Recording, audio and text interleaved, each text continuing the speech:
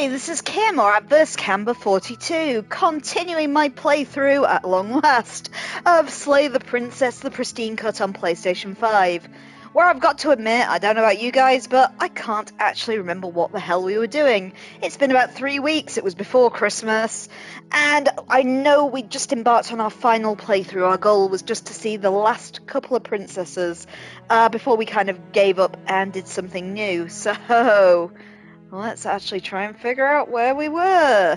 You're Yay! on a path in the woods, and at the end of that path is a cabin. And in the basement of that cabin is a princess. Well, I mean, you're on a path in the woods would have been my first bet, but hey, it doesn't help. Let's try and remember what the hell we were doing. Hi, Info, how are you doing today? Can you remember what we were actually doing in this game? Let's look at our little journal and see if we can remember what princesses we haven't seen. Info's saying no as well. I was relying on you. Okay, so it looks like there's 4 princesses we haven't seen. Let's try and figure this out. Sometimes when you cut something out of you, a piece of you leaves with it, is our clue. Become one with the princess in a very literal sense. May involve but does not necessitate being eaten. Okay, that's got to be something to do with being eaten by the beast, right?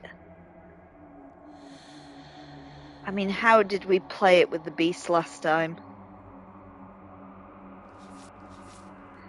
Okay, we've got the worst sights of the prison. The world camp, you can choose to walk away empty-handed. I think that might be killing the prisoner. That was the obvious thing we didn't do to the prisoner last time. And then we've got, you don't need the world for your happy ending. I think we guessed last time that was something to do with the damsel. Though, God knows what it actually is. Let me get the flowchart back. That might help us out. My God, I'm organised. So, the princesses we haven't seen so far. As I look at my little guide here, we've done the apotheosis, definitely, because Info taught me how to say it. We've done the wrath, we've done the fury. Okay, there is a variant of the razor we haven't seen, so that's got to be one of them. I think there's a variant of the grey we haven't seen, which is the one we need to kill the prisoner to get. There's something called the wild that I'm not sure we've seen. Let's try and figure it out. We've seen the thorn. We've seen the dead. Okay, there's something called the wild, which again, like we thought, is a variant of the beast. Okay, we haven't done that one. And it looks like there might be a variant. No, we've done the damsel. So what the fuck is that last one? You don't need the world for your happy ending. Okay, I'm really not sure on the last one, but we can try and get the others at least. So, let's aim for the variant of the razor first. I think to get the razor we hesitated last time before trying to kill her, if I remember correctly. But we'll save just before we go down the stairs so we can easily reset it. Our goal this time is to see the missing princesses after all. You're here to slay her. If you don't, it will be the end of the world. Okay, so let's proceed. A warning before you go any further. She will lie, she will cheat, and she will do everything in her power to stop you from slaying her. Don't believe a word she says. Don't worry, you can trust us to get the job done.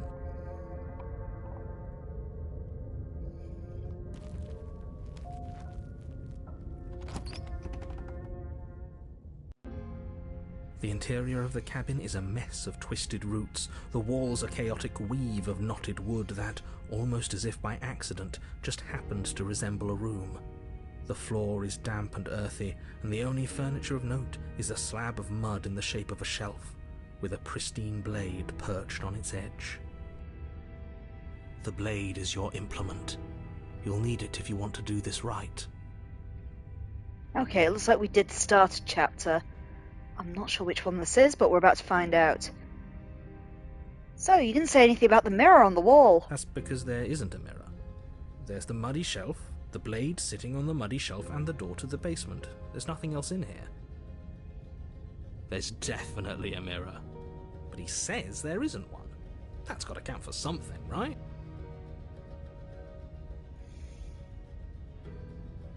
I trust my eyes. Why would he lie about there not being a mirror? What's the point? Come on now. He's pretty much in charge here. When have authority figures ever lied about anything? If there were a mirror in this cabin and we were supposed to look at it, he would have told us about it. Exactly. Why would I lie about something so meaningless? What good would a mirror even do? That you waste time preening yourself instead of doing what needs to be done. I approach the mirror. You walk up to the wall next to the basement door. It's a wall. There isn't much to see here. This really isn't funny. I wipe the mirror clean. You reach forward and rub your hand against the cabin wall. I hope you know how ridiculous you look right now. Well, at least we can all agree now that there's nothing to see here. Case closed. Good work, everyone.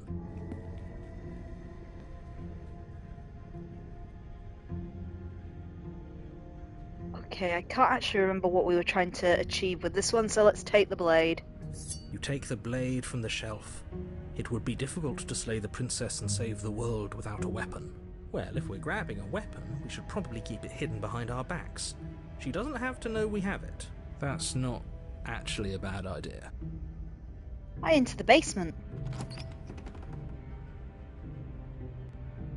The door to the basement creaks open, revealing a staircase dug into the muddy earth below. The ceiling is thick with roots that hang like locks of tangled hair. The weak starlight from the cabin windows behind you can barely penetrate the gloom here, only illuminating the edges of an opening below. It shines in the darkness like some kind of massive maw, waiting to swallow you up into the earth. The air smells of dirt and copper. It's thick and wet, as if your lungs are being coated in mud with each intake of breath. If the princess lives here, slaying her would probably be doing her a favor. Her voice skitters up from below. Something nasty finds itself on my stairs. Come on down. Don't be scared. I probably won't bite. Hello. I recognize that voice as easily as I recognized your nervous little footsteps coming up the path. I know who you are, and I remember what you've done. She must have you confused with someone else. She seems friendly enough. Maybe we can talk our way out of this whole situation. You can't. Unless you slay her right away, she's going to break free and end the world. There's no reasoning with what she is. Look, I'm just throwing ideas out there. I like to think out loud. I'm the kind of guy who likes a discussion. Don't we want to hear what everyone has to say before making any big decisions? Do you want to hear what everyone has to say? Or do you just want to hear yourself talk? You need to stop lingering. Your task is to slay the princess, not endlessly debate about what to do with the princess. Fine, fine. You're the boss. Thank you. You descend the basement steps, entering the dark room below. You can just make out the shape of the princess in the gloom. She's huddled against the far wall, her eyes bright and glaring from amid the thick roots.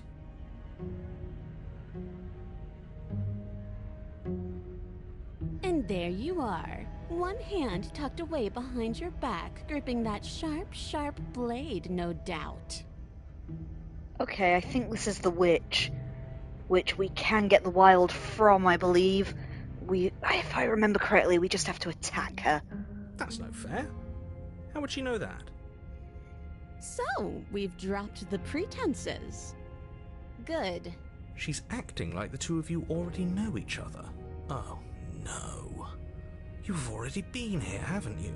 That's pretty sharp. How'd you figure that one out? Call it deductive reasoning. Well, you seem to be great at it. Do you remember us then? Do you remember last time? No, I don't. But you and the princess clearly have a shared reality, even if I'm not a part of it. I won't waste time fighting you on something that's clearly true. I'm just glad we could put all this behind us.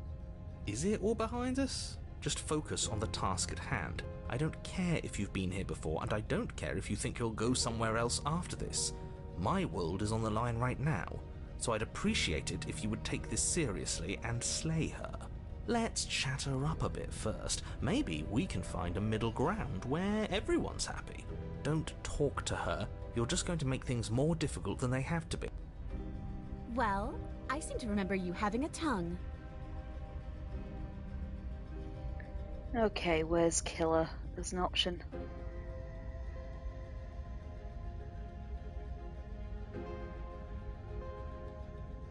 Okay. I slay the princess. Without uttering a word, you charge the princess. So much for finding an easy way out. I can't believe you're making us work for it. Better a violent fool than a plotting coward. Better for me, at least. As you close the distance, readying your strike, the princess's chain falls from her wrist. She takes advantage of your split second of surprise and throws a fistful of dirt into your eyes. She could have gotten out of those the whole time, that sneaky little... A woman after my own heart, really. It's a shame we're playing opposite teams.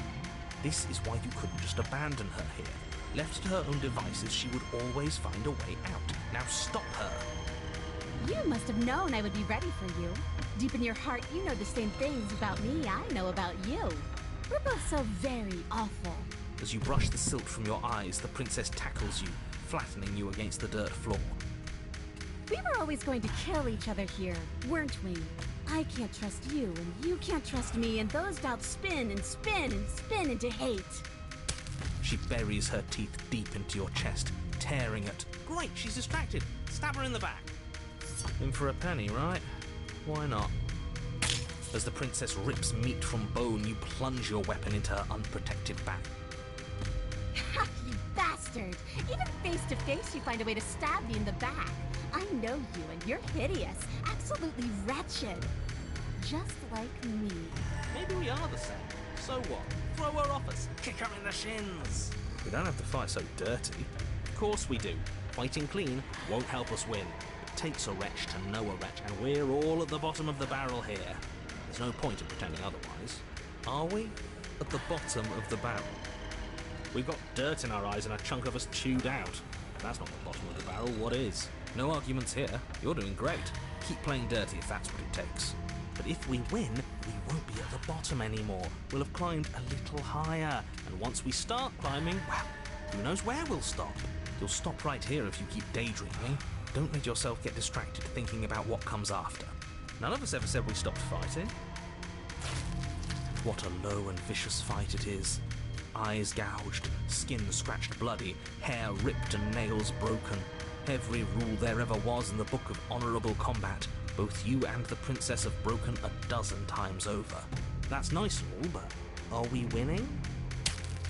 Nobody's winning. I thought playing dirty was supposed to give you the upper hand, but I suppose that doesn't work if you both sink to the same lows. Still, at least you're not losing. The princess cackles maniacally as the fracas continues. But behind her cackle, you hear the low groan of warping wood. Wait, what's going on? We're establishing a newer, better packing order. No, the groaning thing. Why is the wood making noise? Who cares about the groan? It's just a sound. Things make sounds all the time. I care about the groan. Doesn't that mean something bad is happening? Oh, yes, well, I'm afraid that's the sound of the basement getting smaller. Do you hear that, you pathetic wretch? Those are the roots of the wild, and they're coming to choke the breath from your lungs and squeeze the life out of you. Excuse me, what? You and the princess disengage for a brief moment, just long enough to get your bearings. Behind you, the basement door has been sealed over, thick roots barring your only exit from the dirt pit. And slowly, but very perceptibly, the roots are closing in on you both. That's right. They're coming for you. And they won't stop until there's nothing left out here but them.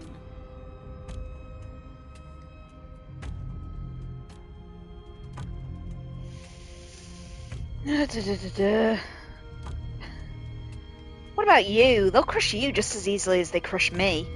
As long as you suffer while you die, I'll gladly suffer with you. Especially if I get to see it happen. This doesn't help anyone. I can't believe she'd kill us both just to spite me. See? This is exactly why you've been tasked to slay her. She's an antisocial monster who'll gladly burn the whole world for her satisfaction. The roots grow ever closer. No, we can see them.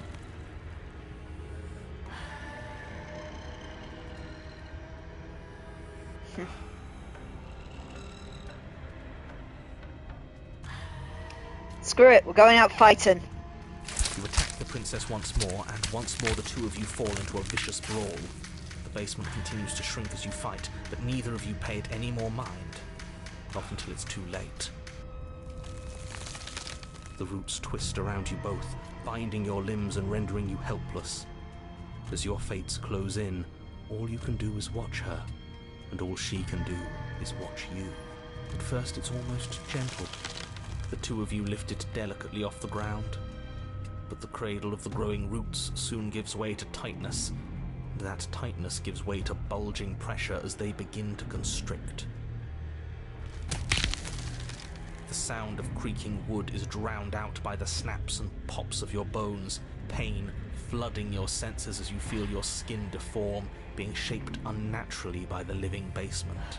Tears well up in the princess's eyes, her own bones splintering and flesh swelling with trapped blood. But still she smiles through it all. I can't wait to do this again, you wretched little thing. I hate you, but I wouldn't have it any other way. The pressure is unbearable. You can't breathe, your vision swimming with red, your head pounding as everything tightens. And then you pop. Everything goes dark, and you die. Chapter 3, The Wild. We are a path in the woods. We have no beginning, and we have no end. But something cold and unnatural sits watching us from just beyond our edge. His gaze pushes against our borders, curling them in on themselves, preventing them from stretching to the places they need to reach.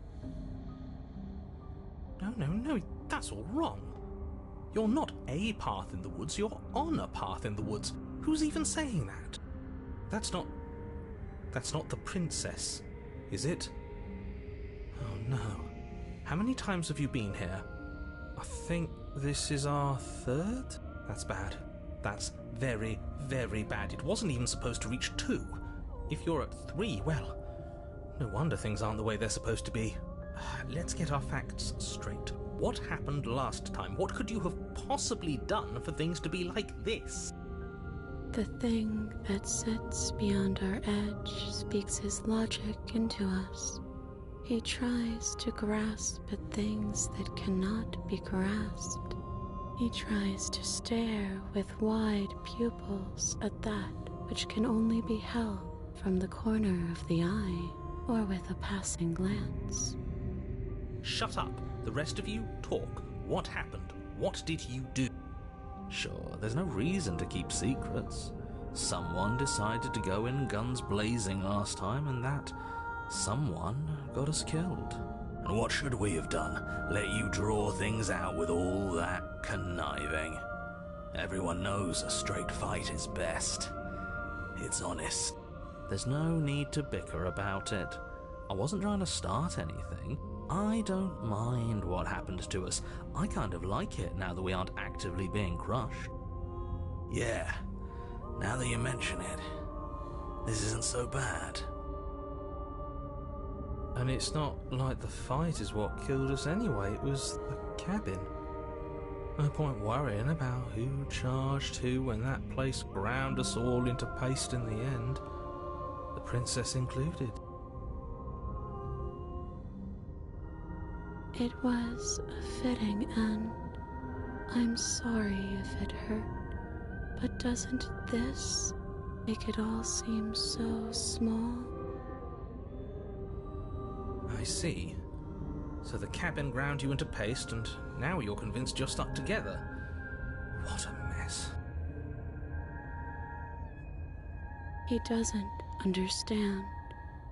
We aren't convinced of anything, and we aren't stuck together. We're one. This is how we're supposed to be.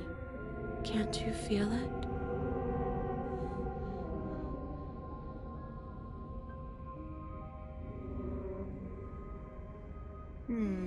Okay, what are we going with? This thing watching us. What is he? I'm not watching you, I'm trying to help you. That's not an answer to our question. I don't know what he is. I only know that he is something other, and that he wishes for you and I to tear ourselves apart. I do want that, but only because it's in your best interests. It's in everyone's best interests. You won't be able to slay her unless you remove yourself from her. He wants us to kill each other. I don't. I want you to kill her. Don't be charmed by her faux solidarity. You're not in this together. She's the only one who poses a threat to the world, and she's trying to make you go along with it. You don't have to enable her, especially when you have what it takes to stop her.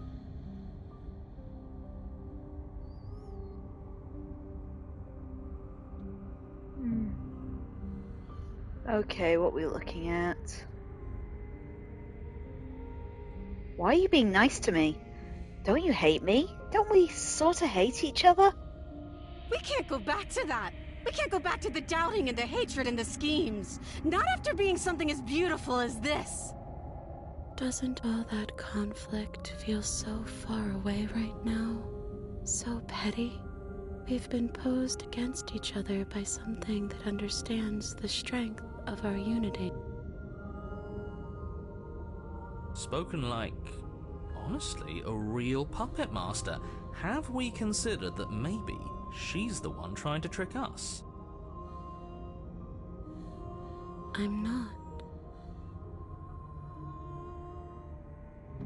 But there's a feeling, isn't there? That petty feeling she mentioned, it is fuzzy, but it's there. Almost like she still hates us. It feels mutual. Please, stop. If you pay attention to that feeling, we'll fall apart. Don't look at it! She's trying to turn you away from the truth. There's something she doesn't want you to see. I think you already know you have to look at it. Hold yourself together. We're no strangers to effort. We can push this back down. Something might do us in eventually, but I'll be damned if that something is a thought.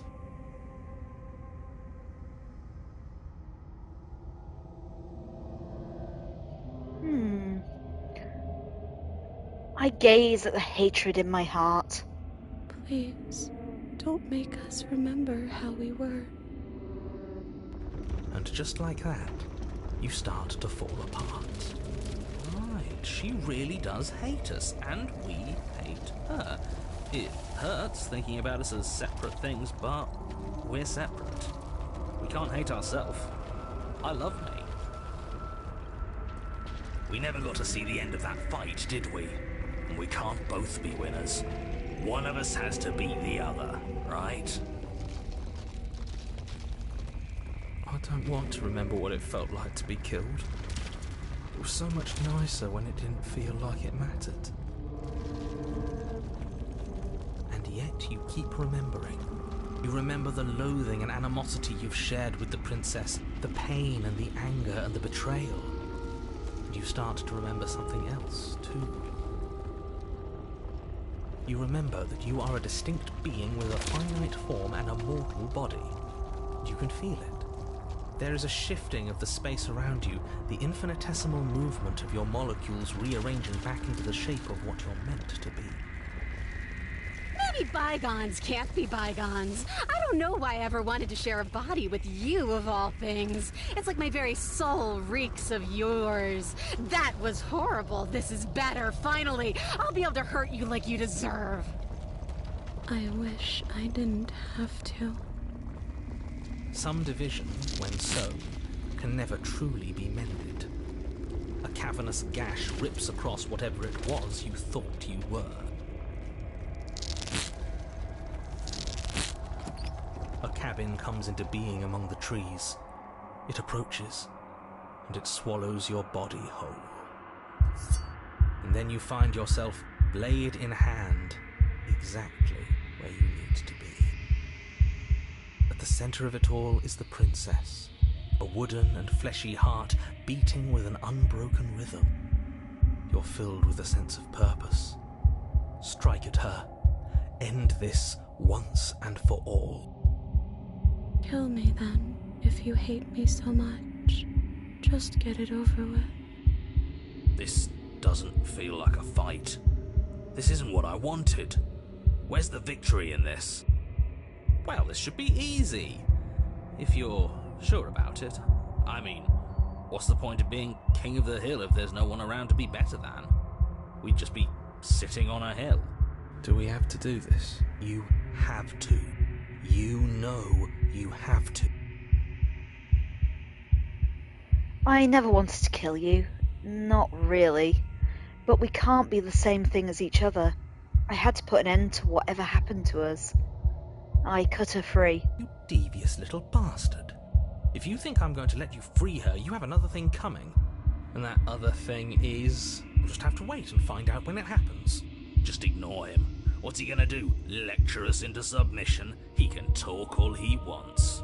He's weak. Thinks he can boss us around when he doesn't have any authority.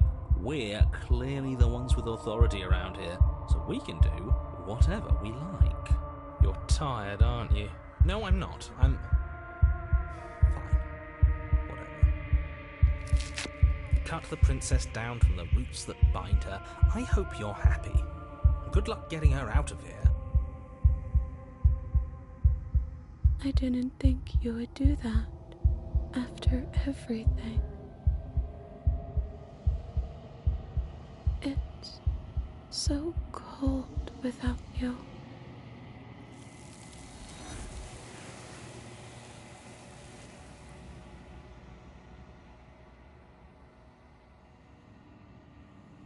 But you don't get a chance to respond, nor will you ever. It's time to leave. Memory returns. She's gone. Where did she go? Should we try and find her? And there's that mirror again. Why is it here? Why now? It's going to be okay, just trust me. We've been here before and you always get scared. But it feels so bad. Like looking into it right now is going to be the end of everything. Screw the mirror. We just need to find the princess. If they think it's bad, I'm with them. It's not the end. Whatever's on the other side is going to be nice. Okay. If you say so. We'll trust you. Maybe there'll be a good fight there. Maybe we'll find her again. Finally. We're going places. I approach the mirror. You approach the mirror and gaze into your reflection. Silence as you reach forward. They're gone, once again. The mirror always makes them leave, but you need to see what's in it. You've grown. You find yourself in the long quiet once again, and proceed to the cabin. You are at the cabin. Flickering lights and empty cityscapes become pockets of vitality and movement. I am more than I was before. Whenever you are ready, I will wipe your slate clean once again. Are you the same being as you were before? How much have you changed? Is a child the same as an infant? I am an unbroken pattern, but every vessel gives fresh perspectives and carves new avenues of expression. I am different, but I am the same. Everything you say feels like a riddle. Can't you give me a single straight answer? I'm sorry. Words are difficult for me. They never fully weave what I wish to say. If you do not like my answers, then you need not ask me questions. The vessels you choose to bring me carry far more meaning than anything words could say in the spaces between.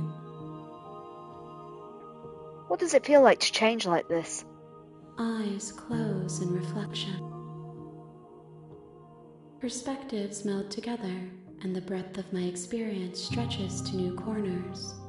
There are contradictions, conflicts in my nature, and there are familiarities that bind everything together. It feels correct. This is what I need to be. This is the only path forward. When this is all done, do you know what you want to do? With every gift you bring me, I excavate the alleys of what I am meant to be, and every exploration yields new and complicated truths. What I will be is different than what I am, and what I am is different from what I was. I cannot tell you what desires I will hold when I have changed. But in this moment, all I want is to know myself and to know you. You know that at the end of this, once you're finished, I'm going to kill you, right? There is still much to be seen. Neither of us know the depths of our being. Perhaps at the end of this, I will be the one to kill you. Or perhaps we will leave this place together and find new horizons to discover. When I go back, it's as if an invisible wall closes around me. Why can I not do the same things I've done before?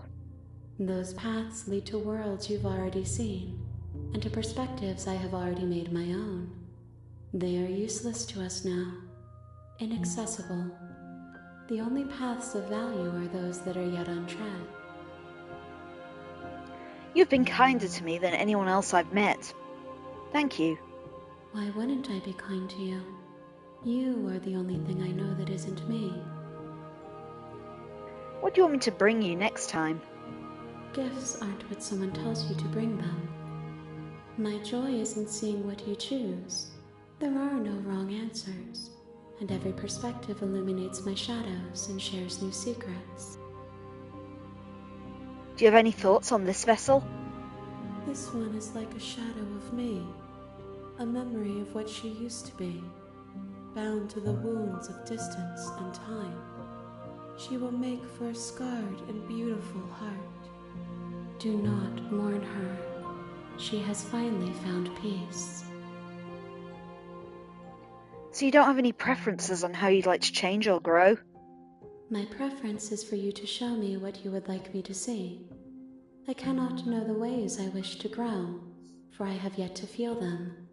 It is you who guides me down the thin trail of perspective and memory. I don't want to hurt you, but the more times I go back, the worse I fear things will be. The vessels are shaped by memories of you, but their impulses are drawn to the edge of the long quiet. To them you are a gate to something more, and any hurt you've caused them is understood as a fair price for freedom. But they are only thoughts and perspectives. They are not me. The wounds they've suffered carve texture around my heart. Without them, I would be as I was before. I would be alone and without sensation. I could not feel the joy of having you by my side, for I would not know your absence. How many more vessels do I need to bring you? If I am to be an ocean, you have nurtured me into a pond. My waters are shallow and murky, and I yearn for more perspective. You will have your rest in due time, and I am sorry for the burdens I place on you. I'm ready to go back. I will long for your return, but it will give me time to reflect on what I am. We will meet again. Everything goes dark, and you die. So Trophy, the Scarred and Beautiful Heart, and Chapter 1, The Hero and the Princess. You're on a path in the woods, and at the end of that path is a cabin. And in the basement of that cabin is a princess. You're here to slay her. If you don't, it will be the end of the world. Let's go then. You make your way up the short path to the cabin. You'll find the princess within. We're not going to go through with this, right? She's a princess. We're supposed to save princesses, not slay them. Ignore him. He doesn't know what he's talking about.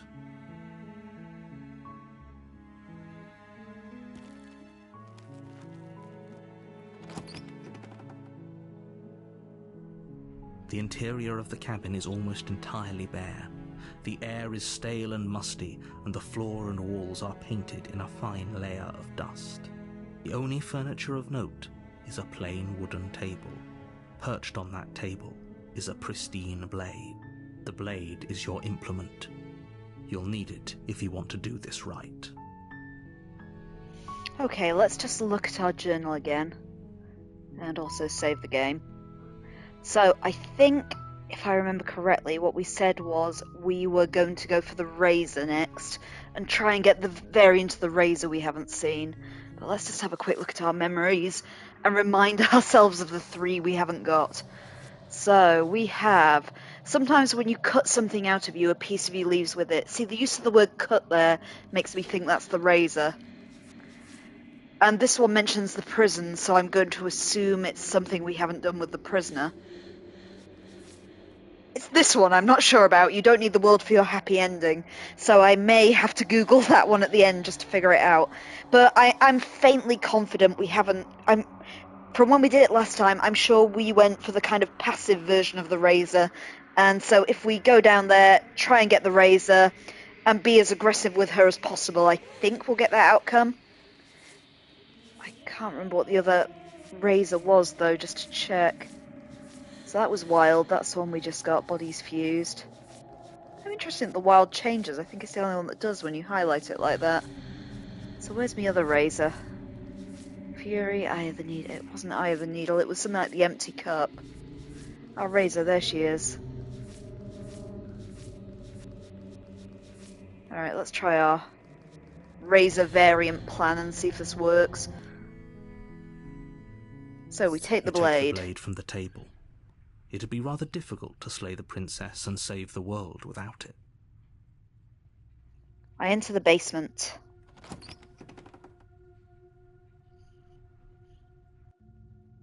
The door to the basement creaks open, revealing a staircase faintly illuminated by an unseen light in the room below. This is an oppressive place. The air feels heavy and damp, a hint of rot filtering from the ancient wood. If the princess really lives here, slaying her is probably doing her a favour. Her voice carries up the stairs. Sorry, Info, I just realised you asked me to feed the kitties. Let me just wrestle my treat bag. I'll feed them for you now if they turn up. Oh, someone's coming. Hi, Share Bear. Sherry! Come on, you want some treats? They're here. Oh my god, it would be the dumbest cat. Right. Share, baby. What we got? I'll put them down here for you. Are you smart enough to come and get them? Okay, I'm just going to have to move in, actually. Hand feed Share. Oh, Info. You would attract my stupidest cat. Let me pick up those treats I threw. Because this is Sherry. If the treats are not right under her nose, she won't eat them. Be right. Oh gosh, tears coming too. Let me get some decoy treats as well. Oh, now you come for me, Cher. There you go. There's some for Sherry. Oh, Sherry. There, have some treats. Sorry, Sherry will only do this while sitting on my keyboard, apparently. There's some for Tia. Got 2 of them. Well done, Info. And I'm sure eventually Sherry will move so I can see the chat again. But in the meantime, let's speak to the princess. Who's there? She sounds dangerous. It's almost as if she's the one in charge down here. Right, if memory served, the razor was the one where we hesitated before attacking her. But we'll see if this works. Don't let it fool you. It's all part of the manipulation. I continue down the stairs. Good. You're still listening to reason. You walk down the stairs and lock eyes with the princess. There's a heavy chain around her wrist, binding her to the far wall of the basement. She's so coldly beautiful. Is she really a threat to the world? Focus on the task at hand. And there you are. Are you here to kill me or something?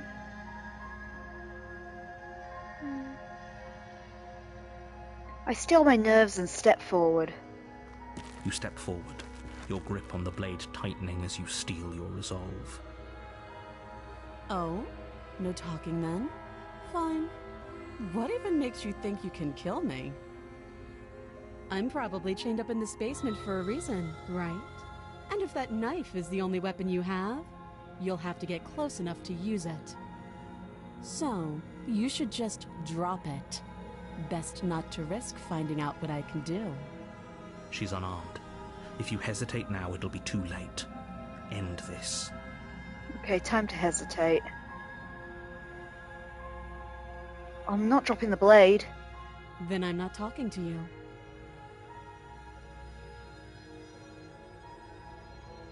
I squint at the princess while holding onto the You blade. stare at the princess, squinting. She squints back. The two of you are going to do this forever, aren't you? I squint at the princess even harder. You squint even harder. So does she. At least nobody's dying right now. You're going to have to make a choice. You can't keep squinting forever. Eventually, someone is going to have to blink. I slay the princess. Doubt, unfortunately, clouds your thoughts as you attempt to run her through. A moment of distraction and hesitation is all she needed to sidestep your thrust and deliver a catastrophic blow to your jaw. It feels like you've been hit with a sledgehammer. You can feel bone grinding on bone where your jaw has been fractured. Holy shit, that hurts! Though she's unarmed, the shock of that first strike is enough to stagger you, putting you and the princess on somewhat equal footing. Your blade slashes through the air again and again, and her fists connect with your body as many times or more, each impact as heavy as that first bone-crushing hit. We can still turn this around.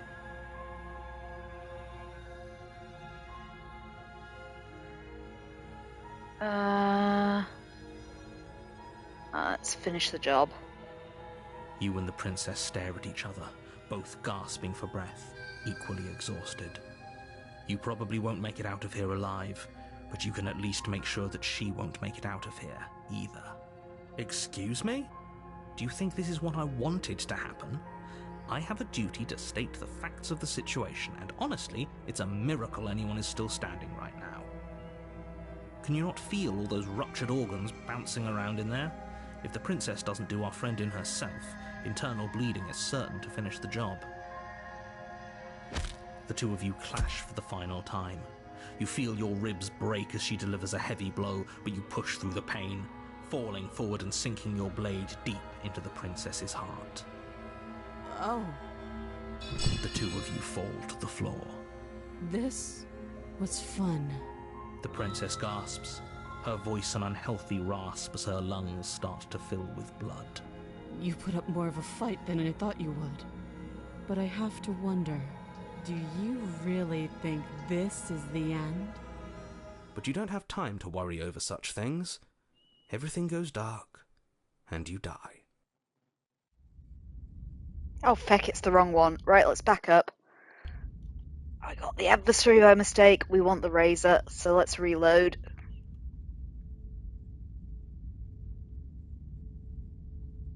Let's try that again. Take the blade. And fast forward a bit. The daughter, she said, don't let... Don't be a stranger. It's been so long since I've had any visitors. You walk down, focus on the task. And there you are. Are you here to kill me or something? Okay, let's try what we did last time. You step forward. Oh? I'm probably chained up. So? She's unarmed. Okay. Let's just keep hesitating. Then I'm not talking to you. Well, I guess we are. For the love or drop. You stare at the two of you'll have doubt, Let's a try moment of this distraction, again. it feels holy. I'm she's wondering if I unarmed. shouldn't have killed her Your when we got blade, to we this can still- point. Let's try flee. Are you serious? It's a good idea. We've taken some bad hits. Fine. Do you really? She steps towards you. They creak. She's free. You push your broken body as she closes in, and you close the basement door. Okay, we can make this work. You settle in. It isn't long before you start to drift off. Your eyelids heavy. I know you're still there. Oh, that's not the right one either. That's going to be the Wraith, isn't it? Feck, how the hell did I get Razor? Let's try again. Okay, so we can't do that one either. Jesus Christ, I can't remember how I did it. Now, let's try again. Take the blade. You take the blade from the table. It'd be rather difficult to slay the princess and save the world without it.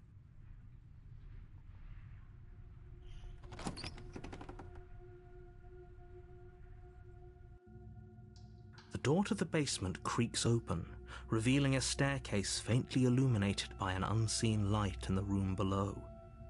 This is an oppressive place. The air feels heavy and damp, a hint of rot filtering from the ancient wood. If the princess really lives here, slaying her is probably doing her a favor. Her voice carries up the stairs. Who's there? She sounds dangerous. It's almost as if she's the one in charge down here. Don't let it fool you. It's all part of the manipulation. Good. You're still listening to reason. You walk down the stairs and lock eyes with the princess. There's a heavy chain around her wrist, binding her to the far wall of the basement. Okay, plan B is we're going to kill her and see if we can get it that way. She's so coldly beautiful. Is she really a threat to the world? Focus on the task at hand. And there you are. Are you here to kill me or something? You step forward, your grip on the blade tightening as you steel your resolve. Oh? No talking then? Fine. What even makes you think you can kill me? I'm probably chained up in this basement for a reason, right?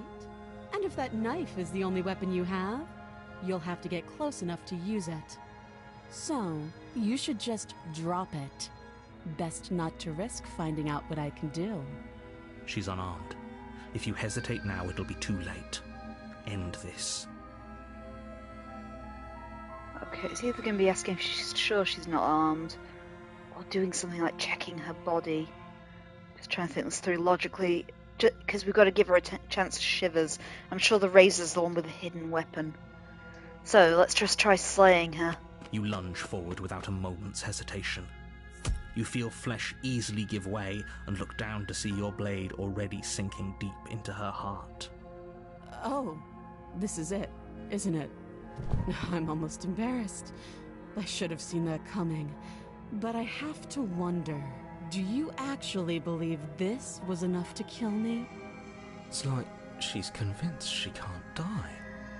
Yes, even as she lays there dying, she entirely believes herself to be alive and well.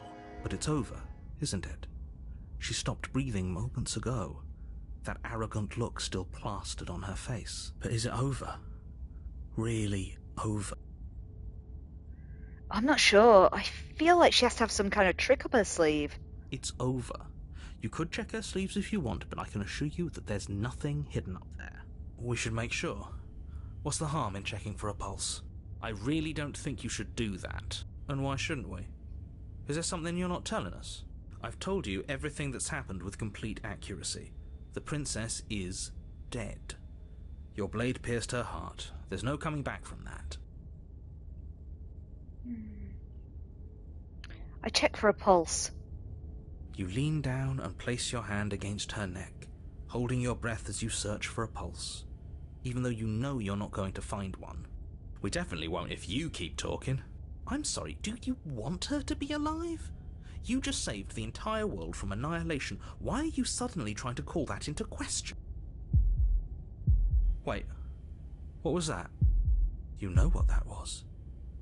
That was the sound of a heartbeat, followed by another, and another. I guess I won't be dying alone after all. Something sharp digs into your side, the shock of it sending your nerves into a pained frenzy. Quick, let's get out of here. It's too late for that now. You collapse to the ground as the mortally wounded princess twists a blade of her own deeper between your ribs. As you fall, she falls with you, exhausted by the effort, the little life that was left in her eyes fading rapidly. An eye for an eye. A life for a life.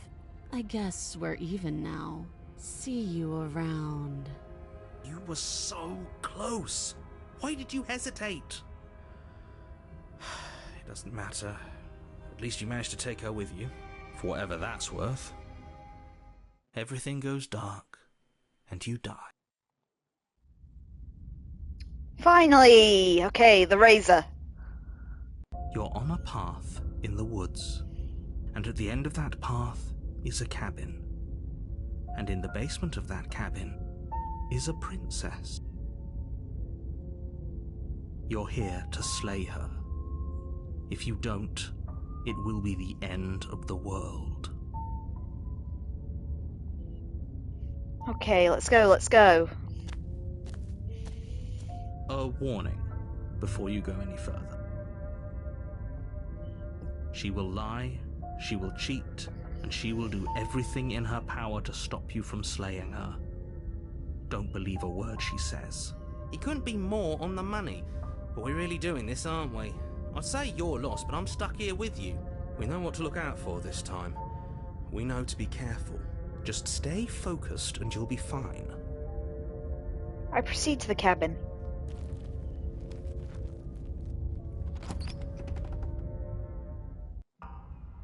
The interior of the cabin is a jagged mess of warped wood and broken boards, their splintered edges as uninviting as shattered glass. The only furniture of note is a pointed table with a pristine blade perched on its edge. The blade is your implement. You'll need it if you want to do this right. You didn't say anything about that mirror on the wall. That's because there isn't a mirror. There's a table, the blade sitting on the table, and the door to the basement. There's nothing else in here. There's definitely a mirror. There isn't. Can you two stop arguing? It's stressful enough in here without all of this extra noise.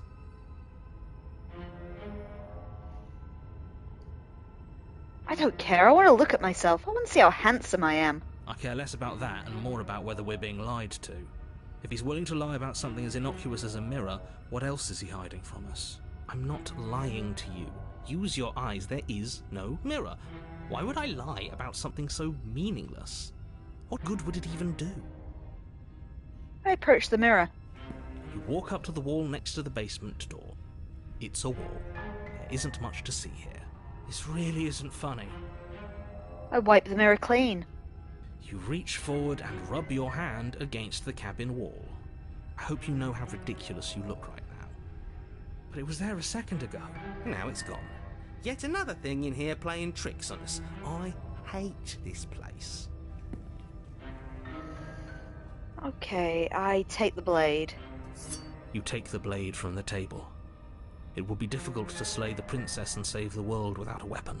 It feels a bit better to have a weapon in our hands. Let's make her hurt for what she's done to us. Okay, I enter the basement. The door to the basement creaks open, revealing what must once have been stairs. The fractured slats look as if they've been torn from their source and violently jammed into the wall. Okay, let's save it before we progress as well, in case we wind up with the empty cup again because we want the other one. There we go. The air seeping up from below has an almost metallic quality to it, like the smell of fresh blood. And you can hear what sounds like the rhythmic scraping of metal coming from down below. If the Scraping? She's not even trying to hide her knife. It's like she wants to get in our head. That sound could be anything. It's probably just her chains dragging across the floor. I am begging you to get out of your head. Her grating voice carries up the stairs. I hope you've come to rescue me. I I've been stuck down here forever.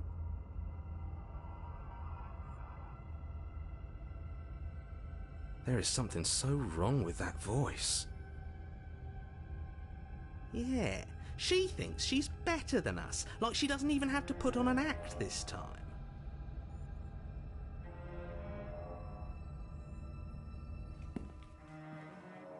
As you descend the final step, the form of the princess comes into view, her sharp eyes following you from across the room. Finally, somebody! Quick, get me out of these chains. We're not safe here. Come on now, we're not falling for that, are we? She's trying to trick us, but she can't hide that threatening edge to her voice. She just wants us to get close, to let our guard down. If she sounds threatening, it's because her mask is already slipping. She knows why you're here. You are armed, after all. What are you waiting for? You are here to rescue me, right? Okay, so I want you to be aggressive this time, I think, because we were very passive with her last time. I'm not sure we even took the weapon last time, which is why I did this time. Let's see what we got.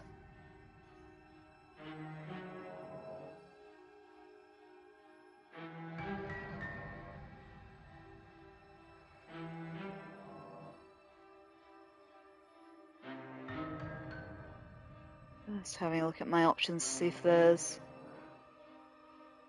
Okay, I think I'm just going to attack her. It's the best way to be aggressive here. Ah, screw it. I slay the princess. The princess falls silent, her smile unwavering as you charge across the room. Okay, she hasn't pulled out a knife yet, and her hands are still behind her back. I think we can do this. I think we can win. We just have to strike now, but make sure you keep your eyes on those hands. I don't trust her for a second. But your focus is broken by the horrible sound of metal slicing through meat. Whose meat? Not ours, right? Hers, at first, then yours. How? What did she even hit us with? You stare down at your chest and at the long, thin blade she impaled you with. And then the red, angry slit along the flesh of her thigh, where the blade had been nestled just a moment ago. It's still lodged in her leg, emerging from her knee, hinging up and out of her body like some extra metallic limb. Bullshit. Absolute bullshit. You're going to die now. With a twist of her knee and a painful squelch, she does just that. Everything goes dark, and you die. Okay, I think this is new. Chapter 3, The Arms Race. You're on a path in the woods. No, what? The interior of the cabin is sharp, a constricting mess of curved and battered sheet metal pushing you towards... Wait, excuse me? What just happened? What did you just do? I feel dizzy. Oh ho ho ho! I guess I took us to the cabin, didn't I? Isn't that interesting? Who holds the cards now? The circle's getting smaller and smaller. Running isn't an option anymore. We have to fight. Good. It's better that way. Without a fight, no one can win, and if no one can win, then nothing has any meaning. Great, so obviously you've already been here. How many times? This is our third? No wonder things have fallen apart. You do realize that every time you fail, she escapes and an entire world is damned to destruction, right? That can't be right. That's too much responsibility. Nah, impossibly high stakes make the fight so much better. Let's just stay focused, shall we? The only furniture of note is a bent metal table, a pristine blade perched. We take it. Okay, sure, you take the blade before letting me finish telling you it's there. It would be difficult to slay the princess and save the world without a weapon. This feels right. We just have to keep our senses sharp. That's right, we've got to be able to win eventually. We will win eventually. Hell, we might even win now. That's a fighting spirit I like to see. You could all learn a thing or two from this one. I'd love to get started just as much as you would, but how are we supposed to get down there? You walk through the door. You do know what doors are, right? But there isn't a door, it's just that mirror again. There isn't a mirror. You really messed things up, didn't you? It's like you can't even see reality anymore. I can feel the air coming up from behind it, stinking of iron and steel. He might be right. Could be a trick. If our other senses can't feel it, then we can't trust it. If it's in our way, let's just break it and move on. I approach the mirror. You make your way to the door at the end of the room, stopping just in front of it. You really must think you're looking at a mirror. Well, it doesn't exist. Just reach forward and open it. Let's just fumble for the handle and be done with it. I don't care what we look like. I care about getting to the end of this mess.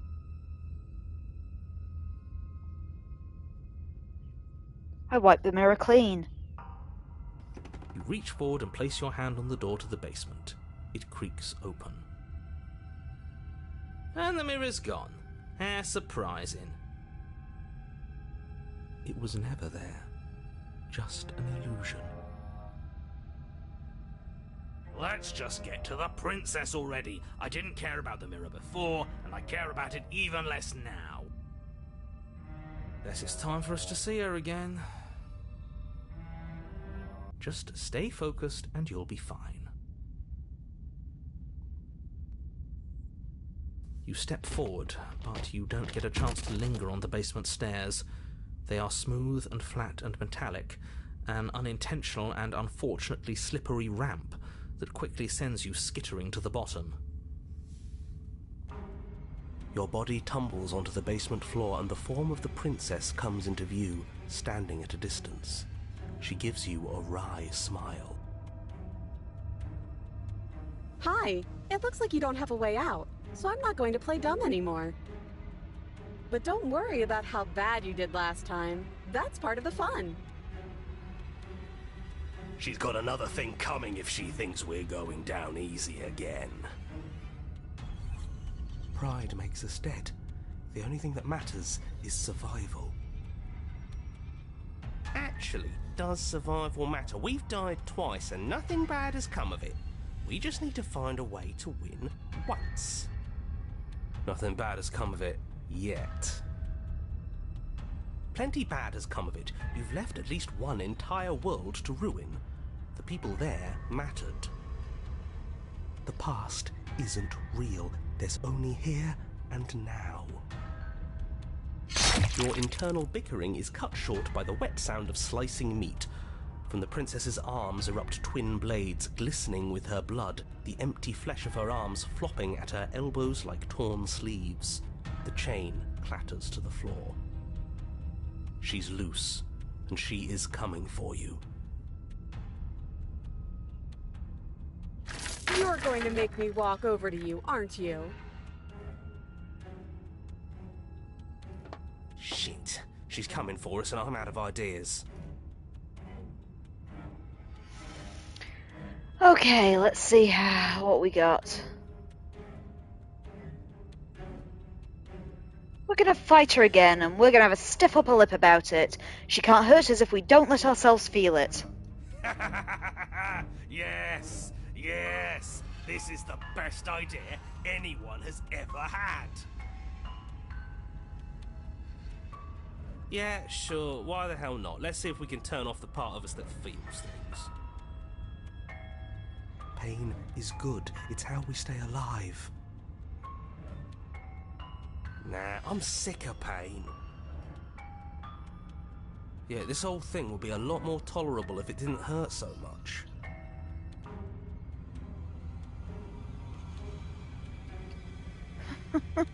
Do your worst. I bet you can't even hurt me. Sure thing. I love a challenge. I bet I can hurt you so much. The princess closes the distance and we dodge. And you dodge. And we fight back. And you fight back. Oh, you're fast. But let's see how fast you really are. You and the princess enter a quick and vicious exchange, each of you wounding the other, but neither landing a fatal blow. Yes, this is exactly it. But the dance couldn't last forever. All it takes is a single clumsy moment. She skewers you. Gotcha. And? Does it hurt? No. Oh, a new one of us. I thought that only happens when we die. Did we die? You're on a... No, you're in a... Where the hell are you? I don't like that we died without us knowing it. This really, really blurs some lines that I prefer not to be blurred. Are we still dead? Are we alive again? How are we even supposed to know the difference? If we didn't realize we were dead, then we made progress. Good job. Stop saying dead, all of you. We might have died a second ago, but right now we're extremely not dead. This is all horribly wrong. How many times have you been here? This is 4. No wonder everything's such a mess. This wasn't supposed to go past 1. I wonder what you're going to do next. You're so full of ideas, and I love that. But I guess we don't have time to talk about things before the princess advances. Okay, whatever we do gets us another us. Let's see how many we can stack. There's got to be a point where it makes us better than her. We don't need any other voices chattering about in here. It'll just confuse us. All we need is to keep fighting. Yeah, I'll pass on that. As long as we keep moving. Why not? It's not like dying again and again is doing us any harm. Let's see how far... Come on, show me something new. Okay, something new. Oh, shit, sorts rhymes when we don't, we're panicking. I like this one. All of these ideas suck. I'm thinking of something better. It doesn't work and she kills you again. And again and again and again.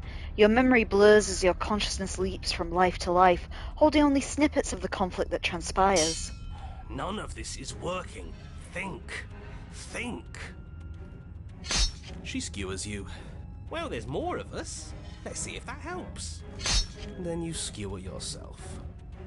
I thought we both understood that dying doesn't get you anywhere.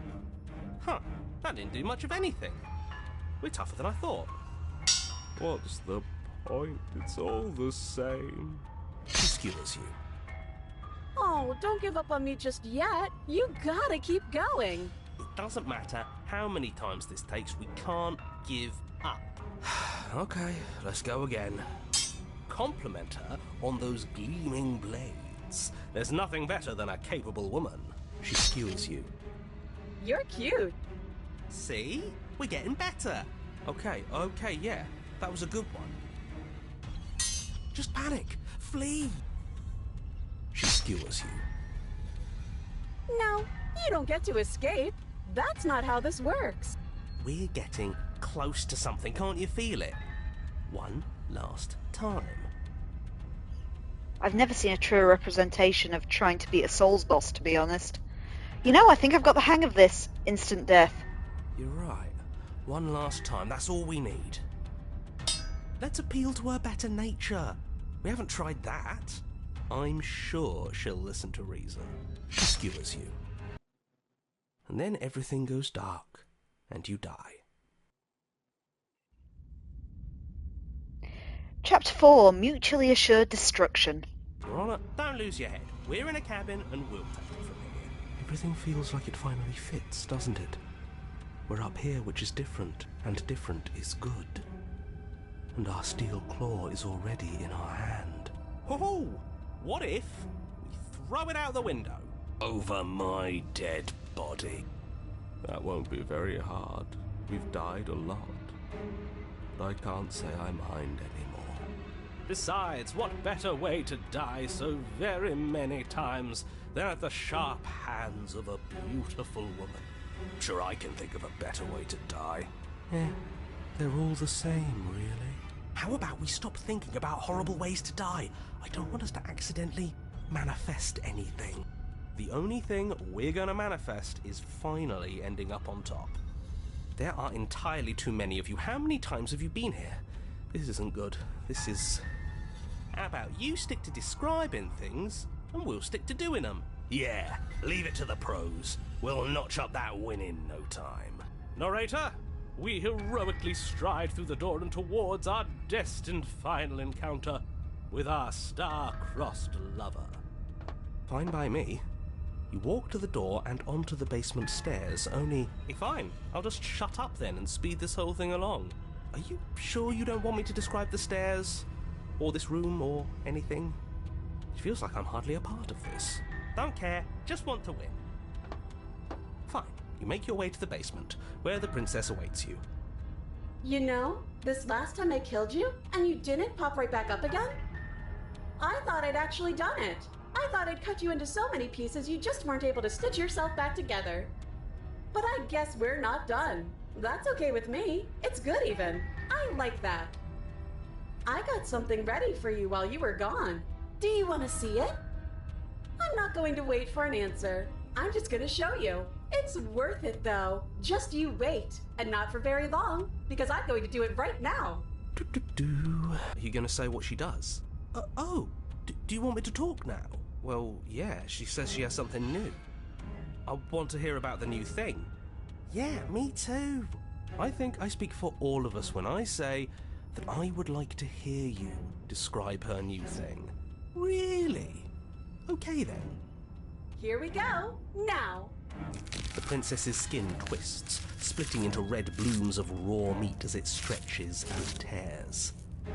And then it erupts.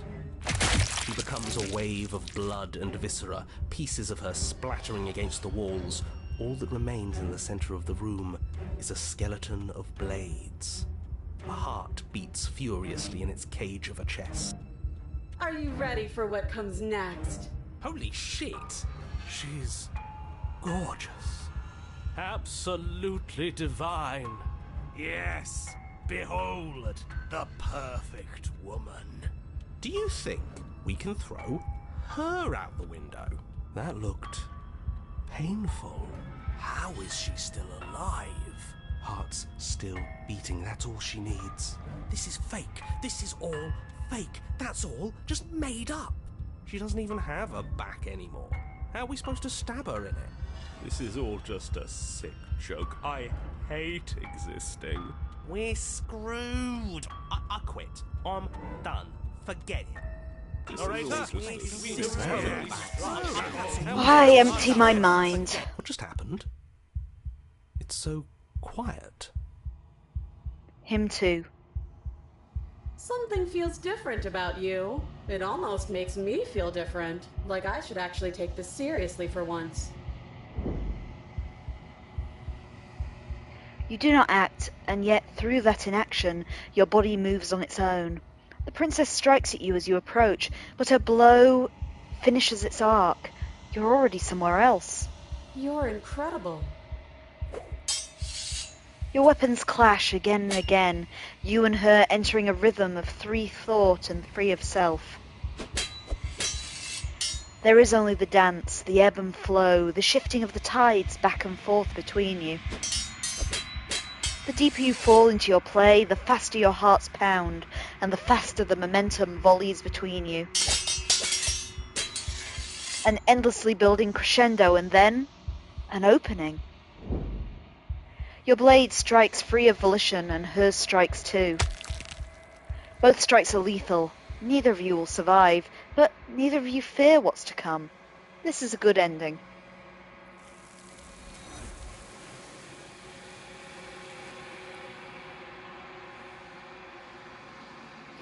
You do not yet get to see each other die, nor will you ever. It's time for you to leave. Memory returns. I approach the mirror. You do so. And gaze into my reflection. Silence as you reach towards the glass. It's time for you to see what's in it. You've withered. You find yourself in the long quiet once again, and proceed to the cabin. You're at the cabin. I am a growing chorus of contradiction, a mass of tides ebbing and flowing all at once in more directions than my attention can bear to hold. To look at any one is to shift them all into something new, and to look away is to reshape them yet again. All of me is changing, and yet the rest of me is still the same.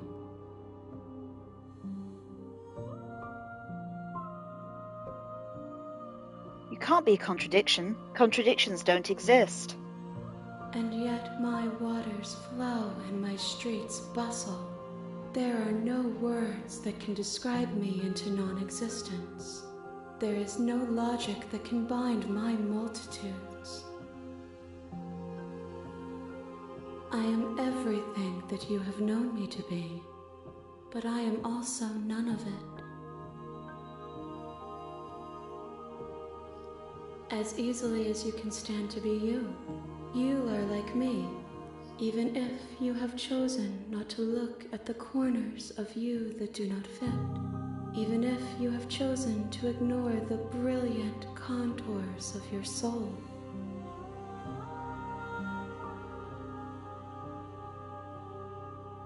It doesn't matter how many times I go back. At least one of us always hurts the other. Doesn't that change you? Doesn't it make you worse? It changes me, but it doesn't make me worse, nor does it make me care for you any less. Does it make you worse? Do you resent me?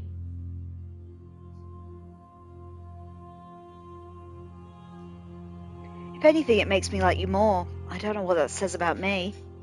It says that your heart is gentle, that even in the darkness you are guided by compassion. What do you think of this vessel? This one is a single-minded edge. She is cruelty, but she is also joy. She will make for a piercing heart. Do not mourn her. She is exactly where she needs to be.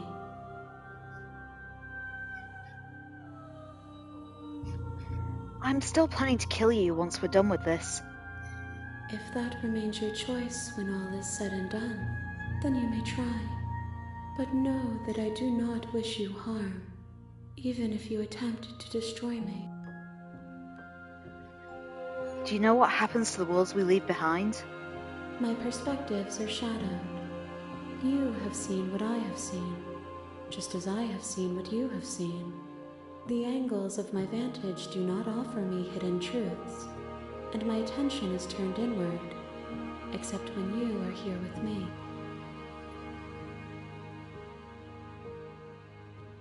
Perhaps this will change when our work is done.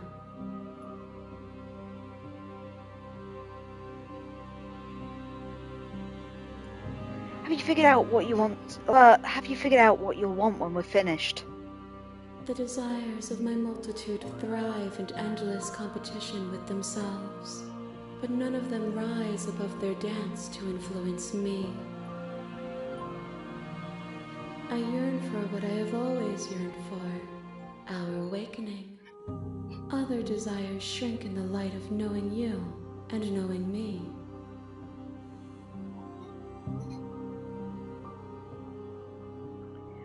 Do you still not care what I bring for you next?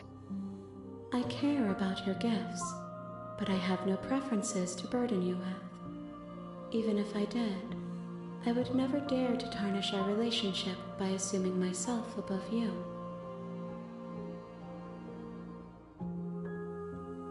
So you don't have any preferences on how you'd like to change or grow?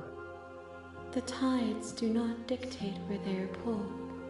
A river does not dictate its outlets. My gift to you is to let you choose your path, and my task is to treasure the gifts you bring me. How many more vessels do I need to bring you? We will know when we near our destination. I'm ready to go back. I will be here when it is time for us to meet again. Everything goes dark, and you die. Okay, the trophy is a piercing heart in a cage of iron. And chapter 1 again. You're on a path in the woods, and at the end of that path is a cabin. And in the basement of that cabin is a princess. You're here to slay her. If you don't, it will be the end of the world.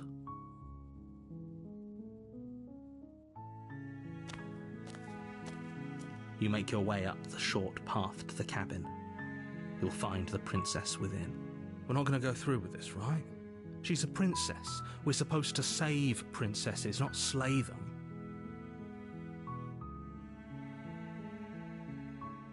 Ignore him. He doesn't know what he's talking about.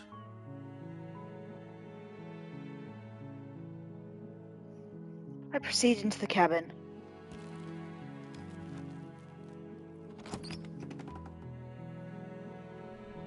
The interior of the cabin is almost entirely bare.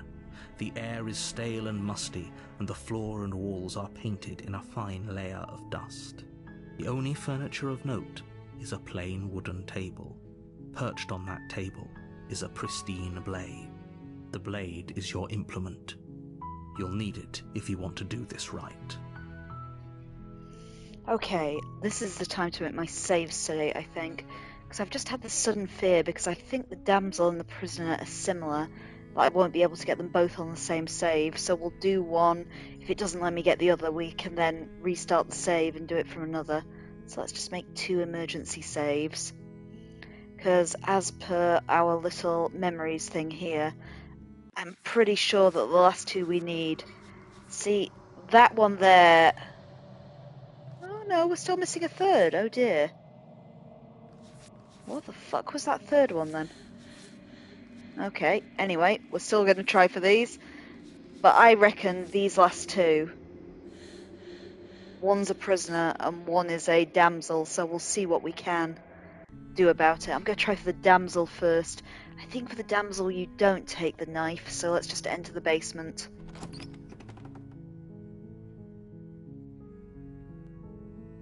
The door to the basement creaks open, revealing a staircase faintly illuminated by an unseen light in the room below. This is an oppressive place. The air feels heavy and damp, a hint of rot filtering from the ancient wood. If the princess really lives here, slaying her is probably doing her a favor. Her voice softly carries up the stairs. Hello? Is someone there? It's hypnotizing. It's the kind of voice you only have to hear once to remember it for the rest of your life. Don't let it fool you. It's all part of the manipulation. You're playing a dangerous game by coming here unarmed. I'm here to save you. How many times do I have to tell you how dangerous letting her out of here would be before it finally sinks in? Wait, really? You're here to rescue me? I was starting to think I'd be stuck down here forever. Come downstairs. I want to see the face of my rescuer. You walk down the stairs and lock eyes with the princess. There's a heavy chain around her wrist, binding her to the far wall of the basement. She's beautiful. How could someone like this be a threat to anyone? I am begging you to stay focused. There's a lot riding on you here. Hi. I can't believe you're here. I've been waiting for something like this to happen forever. I hope you brought something to deal with these chains. Don't do it. If she gets out of those chains, we're all one step closer to the end. I'll see what I can do. I examine the chains. You're only making this more difficult. Thank you. Thank you. You're making a huge mistake. No, you're doing the right thing. You walk up to the chains binding the princess to the wall and give them a tug. They're large and heavy, far too solid for you to even imagine trying to break them apart. I'm guessing you don't have the key? Maybe it's somewhere upstairs. Doubtful. Whoever locked the princess away down here intended for her to never see the light of day.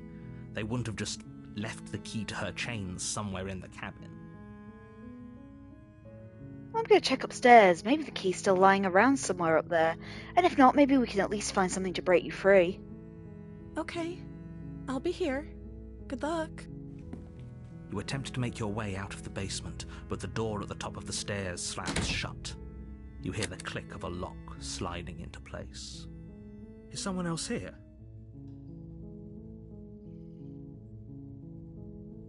Hey, let me out of here! Your shouts and pleas are met with silence. I'll repeat myself once again. You're here to slay the princess, and you won't leave until the task is done. I tried the door. You try the door, but it's locked from the outside. I return to the bottom of the stairs. You make your way to the bottom of the stairs. This would have been so much easier if you'd just taken the blade like you were supposed to. Easier for whom? Easier for everyone. Look at the mess you're in. I heard the door slam. They locked you down here too, didn't they? There's a slight panic rising in the princess's voice. If I could just get out of these chains, I know we could force our way out of here together.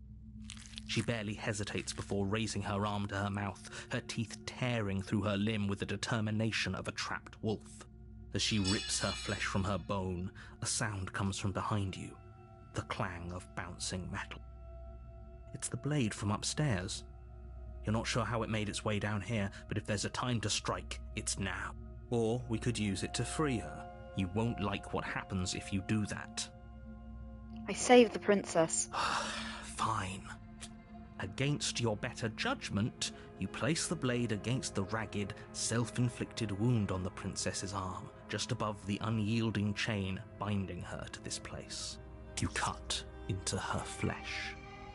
The blade is sharp, and it takes little effort to crack through the bone of her arm. Her limb falls to the ground, and the heavy chains follow suit. She didn't so much as utter a sound through the whole ordeal. No, she didn't. She smiles softly as her gaze meets yours, blood from her wounded arm dripping rhythmically to the ground. How is she still smiling after everything? It's like she isn't even bothered by what just happened. Thank you. Now let's get out of here. I approach the locked door. No, we won't have any of that. The stakes are too high. You can't just let her escape into the world. No, I can't just let her escape into the world.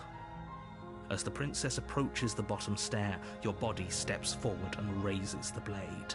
Wait, this isn't fair. You can't just do that. Watch me. What are you doing? I warn her. Stop that. Something's come over you, hasn't it? You know you don't have to do this, right? Your body lunges forward, the blade held low, ready to sink into her heart. But the princess dodges, stumbling back against the wall before the blade has a chance to connect. Stop it. Stop trying to resist me. I'm trying to get you out of here alive. I still resist. The blade. Move the blade. As your body remains frozen in stubborn resistance, the princess takes a cautious step forward. We both know this isn't you. She nervously reaches towards you and takes the blade from your infuriatingly rigid hands. What are you doing? I'm sorry. I'll try to be quick. She plunges it into your chest, tearing through flesh and sinew. It is agony. But you aren't dead yet. Oh no! I'm so sorry. Stay strong. We can tough it out until it's done. For her sake. For her sake? Don't you start pretending that dying a painful death is some sort of heroic gesture. The two of you have literally doomed everyone. Whatever. She sinks the blade into your chest again and again and again, and you feel every inch of burning pain that slices its way into your body. I'm sorry. She doesn't know how to use a knife, does she? Apparently not, though it doesn't matter how sloppy her blade work is, does it? A stab wound is still a stab wound, and it won't be long before you bleed out. I'm so sorry. With one last thrust of the knife, your legs give out beneath you. You collapse to the floor, your blood pooling around you, your limbs unresponsive.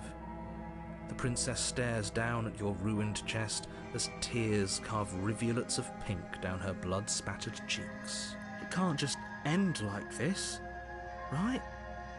Oh, that's rich coming from you.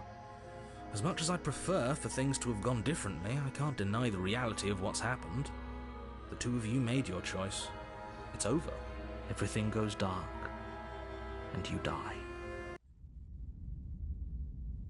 Okay, here's Damsel. Let's see if we can do this. You're on a path in the woods. And at the end of that path is a cabin. And in the basement of that cabin is a princess. You're here to slay her. If you don't, it will be the end of the world.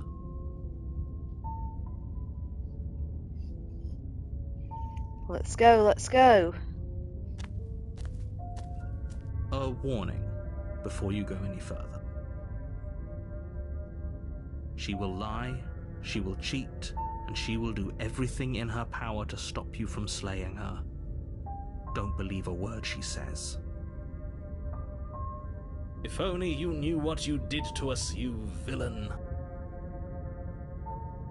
Excuse me? Forget he said anything. But he is a villain. He made our beloved brutally take our life last time. He's trying to keep us apart, but he won't be able to withstand the power of our love. Last time? What are you talking about? I think he just likes to hear the sound of his own voice. Let's try to ignore him. I do, but I also speak from the heart. My passions are too great to be stifled. They must be expressed. Sure, yeah, your passions are strong and all, but not everyone needs to hear them. Some things are better kept quiet. Don't pay their bickering any mind. Focus on the task ahead.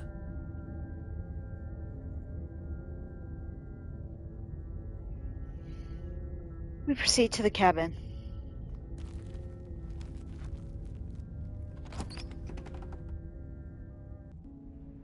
The interior of the cabin is clean and elegant, its stone walls draped in fine-threaded tapestries, a prison befitting a royal prisoner.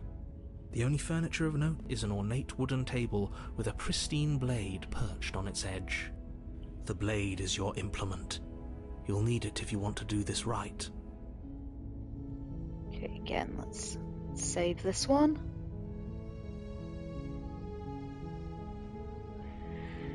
Okay, mirror time. That's because there isn't a mirror. There's a table, the blade sitting on the table, and the door to the basement. There's nothing else in here. There's definitely a mirror. There isn't. I'm sure the princess would tell us there was a mirror if she were up here. In which case she'd be lying to you because, again, there isn't a mirror. Why would you lie about that? What's the point? Exactly.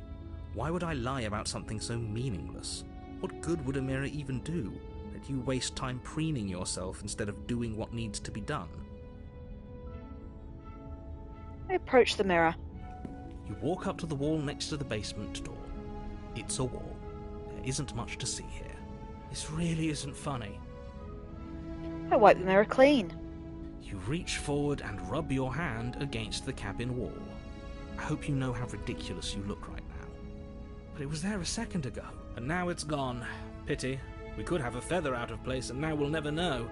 We can't gallantly sweep her off her feet if we have a feather out of place. Don't think we'll need the blade. Let's go. The door to the basement creaks open, revealing an intricate stairwell. Gold-trimmed carpet glimmers in the light of the torches positioned along the walls. The basement almost seems welcoming in the dim firelight, but it's still a stone basement. If the princess lives here, slaying her is probably doing her a favor. A soft voice carries up the stairs. Hello? Is someone there? Her voice. It's somehow even more beautiful than last time. I think we're in love. Okay, I'm with you that we should be doing whatever we can to save her, but saying we're in love is a bit much, don't you think? We don't even know the princess. We can still do right by her without all this fawning. Yes, for everyone's sake, you're not in love. Just remember that her charms are all part of the manipulation. You walk down the stairs and lock eyes with the princess. There's a heavy chain around her wrist, binding her to the far wall.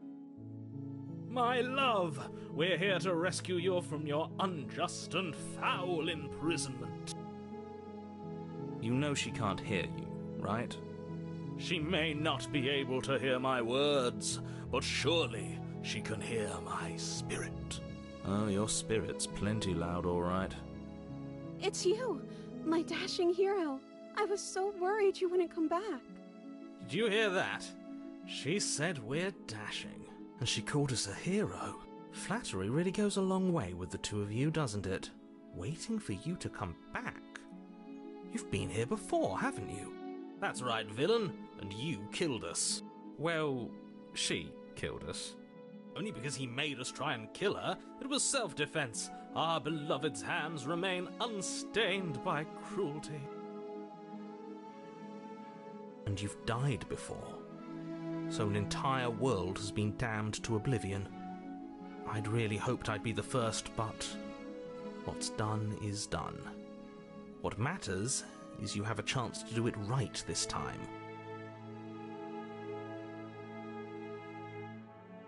We damned a whole world, but everything reset. Nothing resets, you're just somewhere else. You can't keep hopping between worlds forever, especially not without leaving a trail of incomprehensible devastation behind you. This is horrible.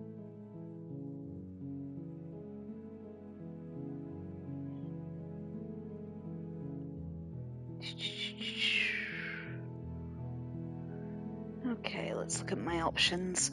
So I think for this princess route, we have to convince her to remain in the room with us. But I'm trying to think how we would do it.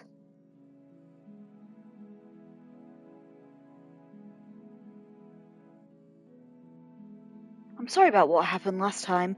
The narrator who sent me here to kill you took over my body, and it was extremely unfair. If another version of me was pushed to such drastic action, it was for good reason. That's okay. You were just doing your best, and that's all that matters.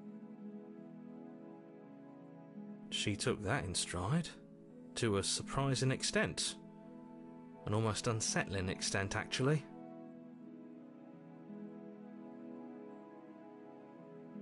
That's because she's perfect. Do you think she has someone like him telling her what to do? She doesn't. There's no one else like me. I think he's right, because I like it better if she doesn't have some horrid little voice like him, always trying to drive her to violence.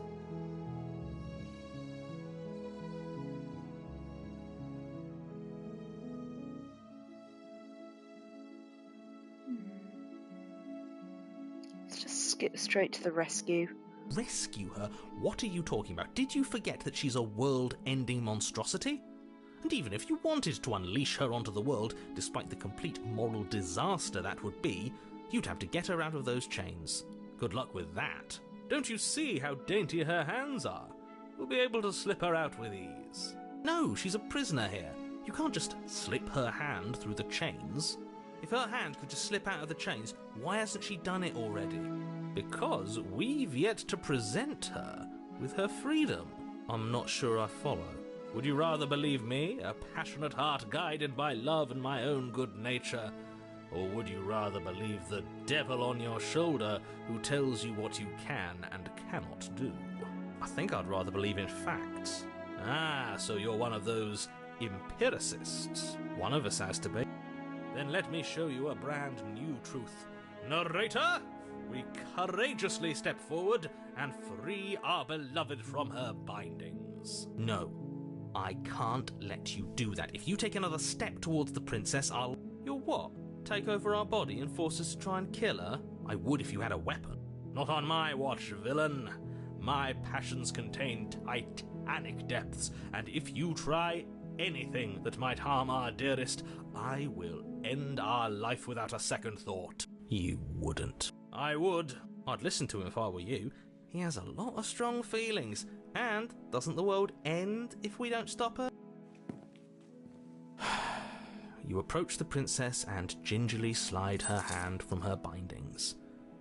That shouldn't have worked. I'll be damned. We're doomed. I can't believe it. I told you, there's no life more worth living than that of a true believer. I'm free, and you're not trying to kill me this time. Thank you. Thank you so much. The princess jumps up and smothers you in a joyful embrace. Ugh. If only you had a weapon, one slip of the wrist and your pristine blade would be buried in her back and everyone out there would be saved. Luckily for Mr. Romance, we don't have a weapon. Who needs a weapon when we have the power of love on our side? What do we do now? What do you want to do? Let me guess. End the world? Spoken with the rank cynicism of someone who has never felt love in his heart. I don't actually know. Nobody's ever asked me what I wanted before. She doesn't even know what she wants. You may have had her all wrong. What if this whole thing is just a misunderstanding? What if she doesn't want to end the world? You're so gullible. Is the only thing you've ever doubted the actual truth? I think I want to leave. And I think... The princess closes her eyes in deep reflection, and then she shrugs. I don't know. What do you want to do? Let's have a look.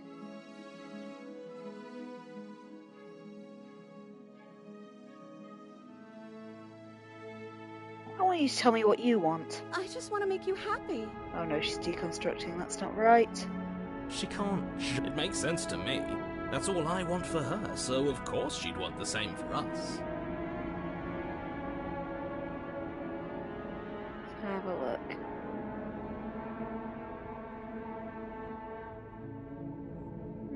Maybe I've done this wrong. But you need your own thing. You just met me. You can't base your entire happiness around me.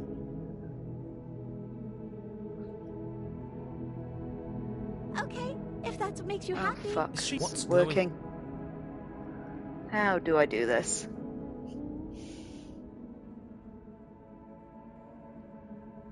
I want you to make me unhappy. Okay, if that's what makes you happy. This isn't right. I failed as...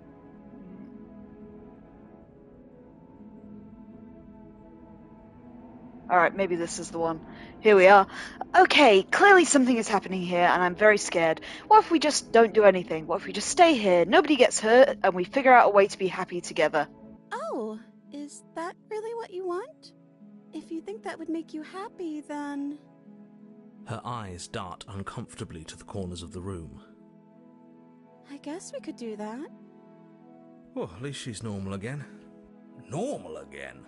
Can't you tell she's sad? She's distraught. This is unacceptable. But she can't be unhappy about staying with us. Can she? No. It has to be him. It has to be this place. If we just made these walls more fitting for a princess. If we just say the right things. If we just showed her the contents of our heart. She'd be happy here. As the voice thinks its thought, your hands raise, fingers pointing towards your chest, and then... What? No, you absolutely do not do that. Oh, but I do. What? What is he doing? We can't see unless you tell us. Are you sure you want to know? I suppose I can't stall forever. You plunge your nails into your chest, digging deep, grasping for a handhold. And you find it, your fingers curling around your ribs. Oh no, what are you doing? Are you okay?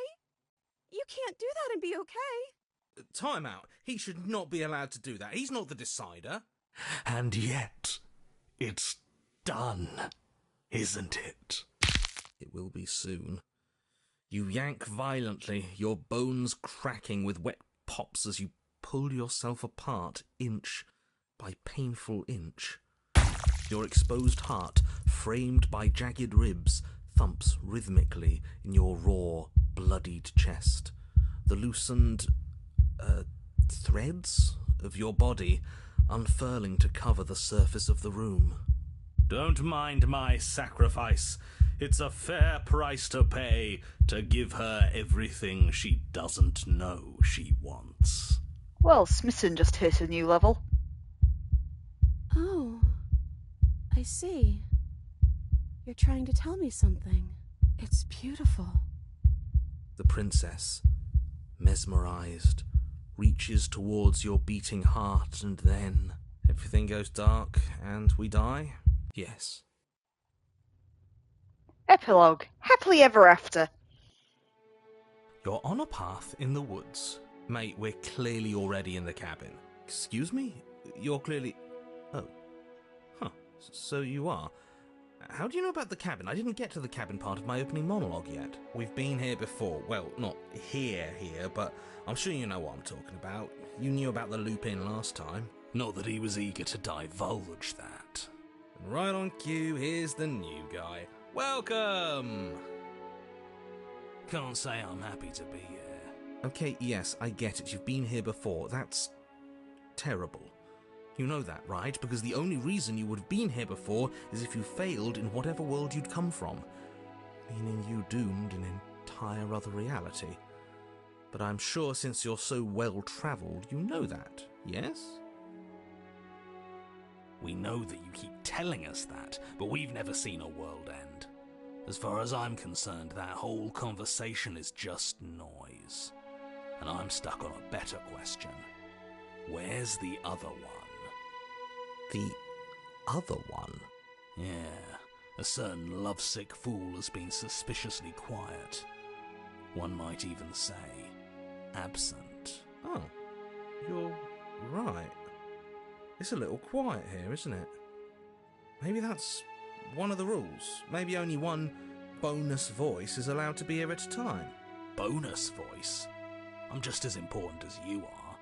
I'm not saying it's a bad thing. All I'm saying is that it's my third time here and it's your first. You're not unwelcome, but from my perspective, you're definitely bonus. I'm going to describe the room now. The interior of the cabin is vast and regal. High arched windows line the walls, their multicoloured glass casting kaleidoscopic patterns across the stone floor. An iron chandelier hangs from the vaulted ceiling, its many candles lit with flickering light, vaguely illuminating the massive room. This is a house fit for royalty. Before you, there isn't a blade, is there? That's not good. Does it matter if the blade's here? We didn't use it last time, and the time before that she used it to kill us. I see your point, but it's still an option that's been taken away from us. I don't like losing options. Yes, and it's an important one. It's your implement. You're going to need it if you want to do this right. And the fact that you're here, right now, again, means that you have not yet done this right. But it's not there, is it? We don't even get the choice. So, what are we supposed to do? I don't actually know. I'm sure it'll turn up somewhere. It has to. It's part of the whole structure of this place, I think. At the very least, it's important. So, none of you are going to talk about the mirror? Oh, I see it. I've just been preoccupied with everything else going on. Like the fact that we can rip our own heart out without deciding that's what we're going to do. Is that what happened to you last time? How did that even work? You better not do it again. Lucky for you, the one who did it is the one who's gone. Wonderful. Moving on, I have no idea what you're talking about. There is no mirror. There's only the stained glass windows, the empty table where your blade should be, and the door to the basement. You said that last time too, but that hasn't stopped it from showing up again. Or moving. Mirror or no mirror, the door to the basement, your only way forward, is just on the other side of the room. How about you walk over there?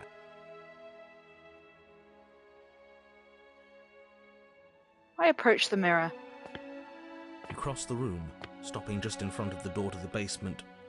What is this about that supposed mirror? Just reach forward and fumble around a bit. I'm sure you'll find the handle.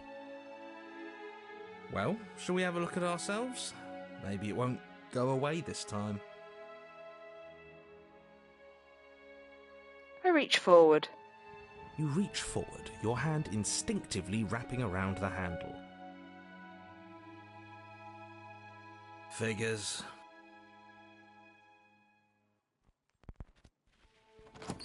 And then you push the door open. Marvellous. We can proceed.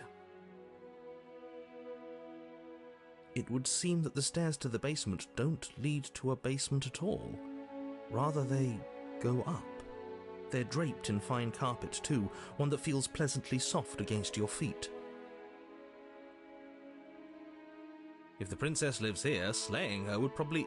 no, it doesn't work here at all. This place is nice. It's fancy, even. I have to say, whatever you did in your previous lives, I deeply dislike how much it's thrown me off my rhythm. Well, if all of this has thrown you off your rhythm so much, then maybe we don't have to slay the princess. No, you absolutely do. Just because she lives in a nice house doesn't mean she doesn't pose a direct threat to all of reality. It's in her very nature. Am I the only one who remembers how much she changed last time? Does she even have a nature?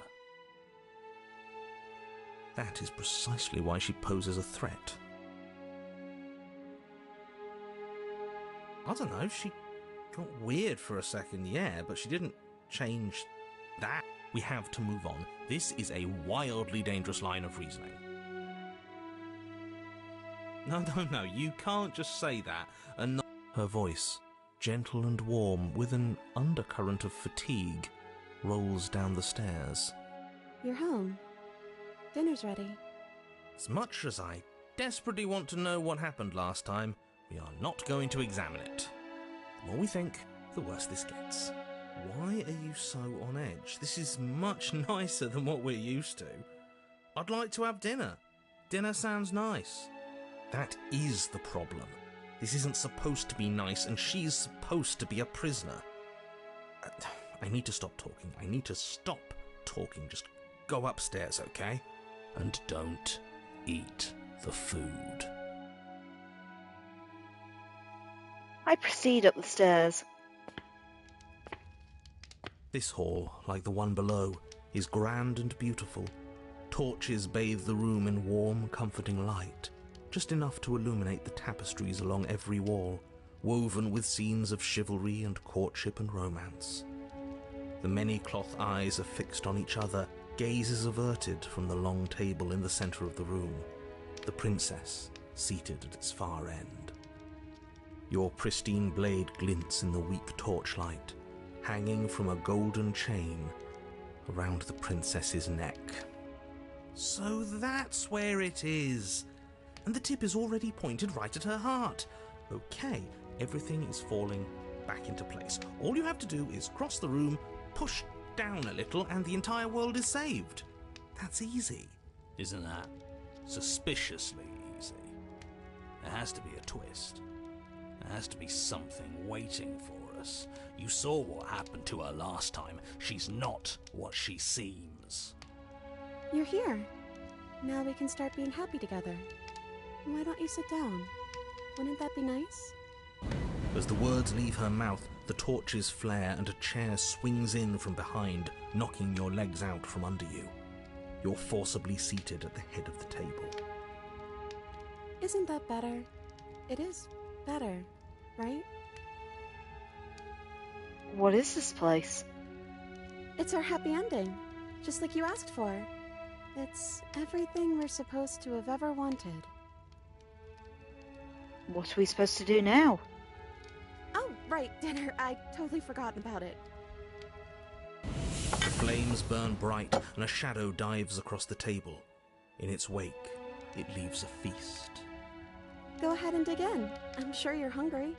Remember what I said. Oh, but it looks so amazing, and after everything we've been through, we could really use a break. Are you sure we need to be so concerned? I'm not sure about anything, and that's the problem. For what it's worth, I generally don't think one should trust strange food that magically appears on a table. But nothing here is exactly what I expected it to be, so make of that what you will.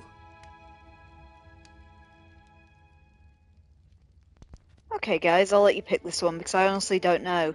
Do we trust the princess? Are we gonna eat her food or refuse her hospitality? Info says eat it. Sure. You begin to feast, and the princess follows suit, her soft smile never fading.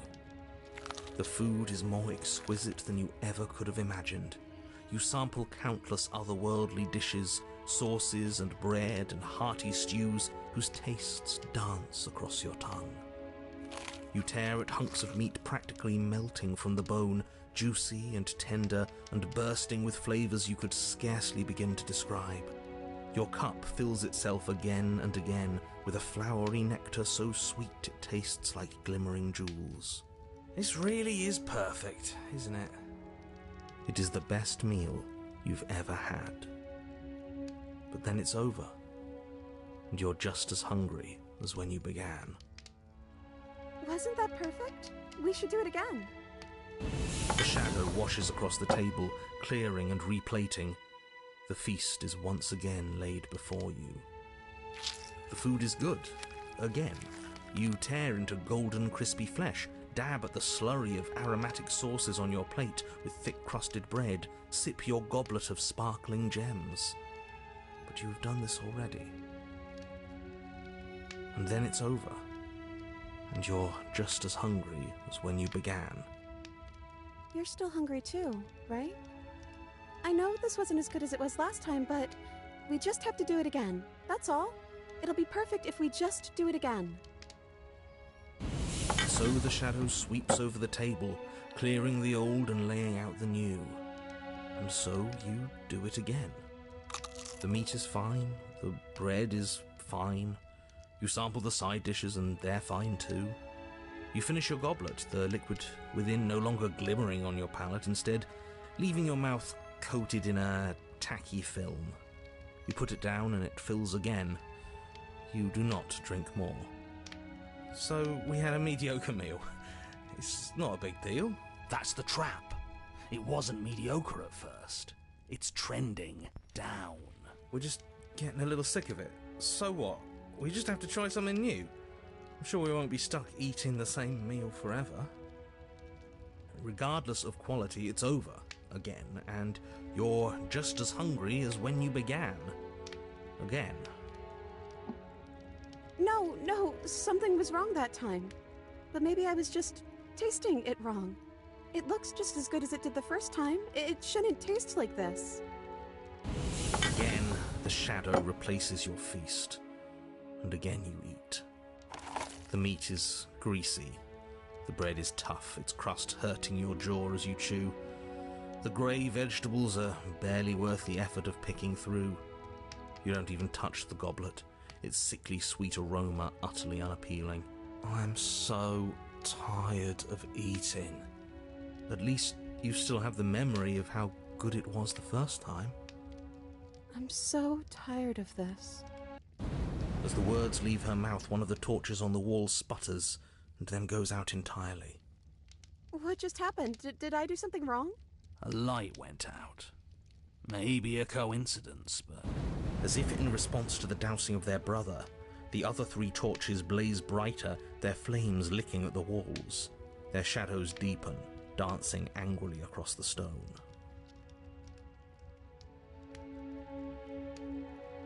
What just happened? Did you make that torch go out? What else we got? There are different options. I don't think you did anything wrong. I think you just said something you wanted to say. But it was wrong. I took away a piece of our light. I'm not supposed to do that. I don't want him to be upset with me. You said he. Who is he? He's the voice that whispers sweet nothings in my ear. I think he made this place for us. It all makes sense now. It's him, isn't it? He's making all of this happen. He's the one who's trapped us here. Who? The lovesick one. The one from last time. He's not gone. He's just with her now. He's the shadow. Hey, Smitten! You were real chatty last time. Don't you have anything you want to say? Smitten? The torches flare and the shadow grows for a moment, but you don't receive a response. No, I saw him smile. That's him. Regardless, it would seem that he, if there is a he, isn't something you can talk to. He says his words are just for me, but he wants me to ask. Isn't this enough? Isn't this what you wanted him to do? He says he's tired. I don't think he'll answer anything else you have to say. Well, we ate. What are we supposed to do now? I don't know. Maybe we could play a game. Yeah, that's exactly what we should do. The flames roar and the shadow comes dancing across the table. It leaves behind an intricate game. Its pieces elegant and beautiful and enticing, its simple rules already apparent, even with little explanation.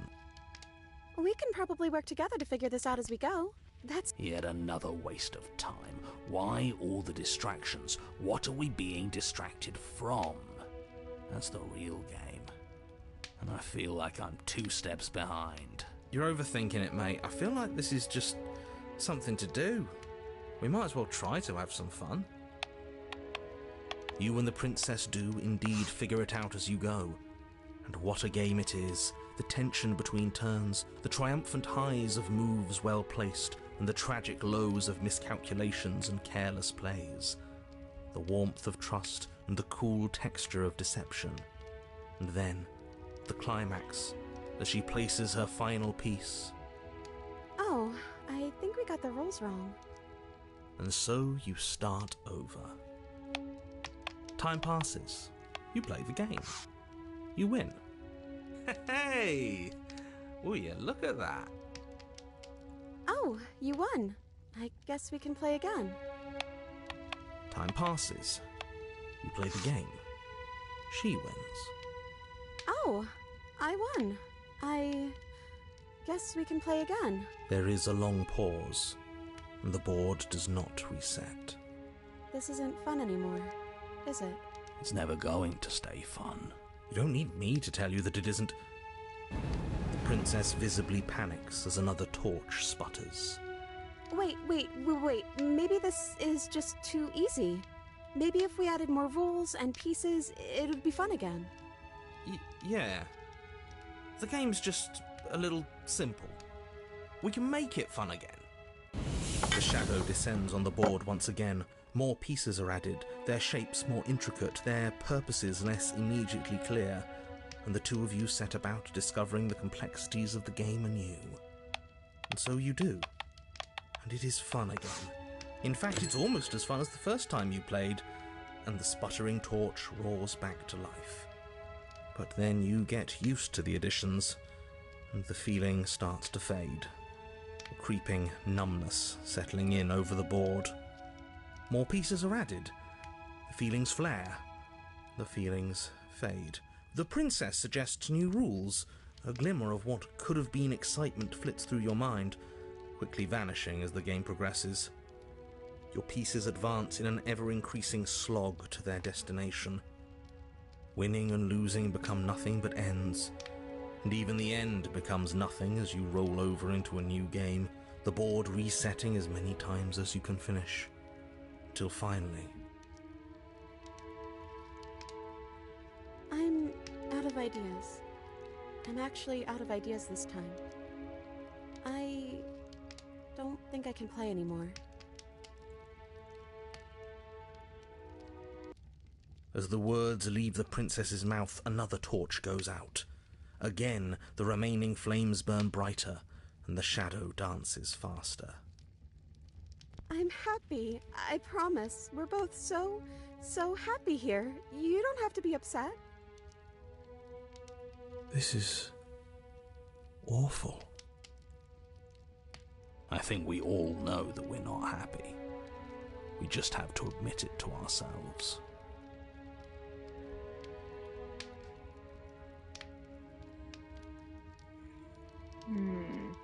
Are you actually happy here? The princess starts to hyperventilate, her quick breaths punctuating the uncomfortable silence between you.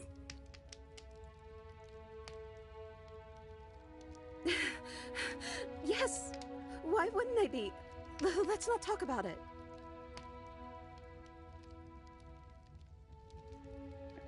We need the truth. You need to tell me how you really feel. I don't feel anything. The third torch sputters out. The princess's shadow dances furiously against the far wall. There's just one left.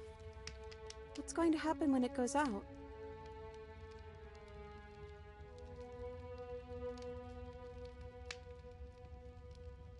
Don't worry about what's going to happen.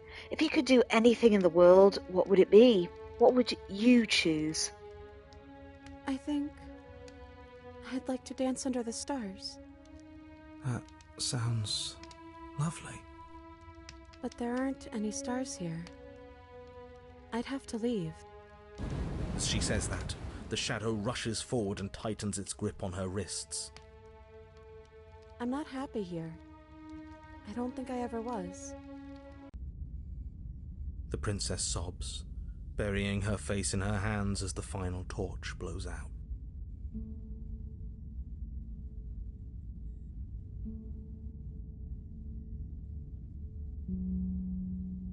Wow, those are some bleak options. Are you okay?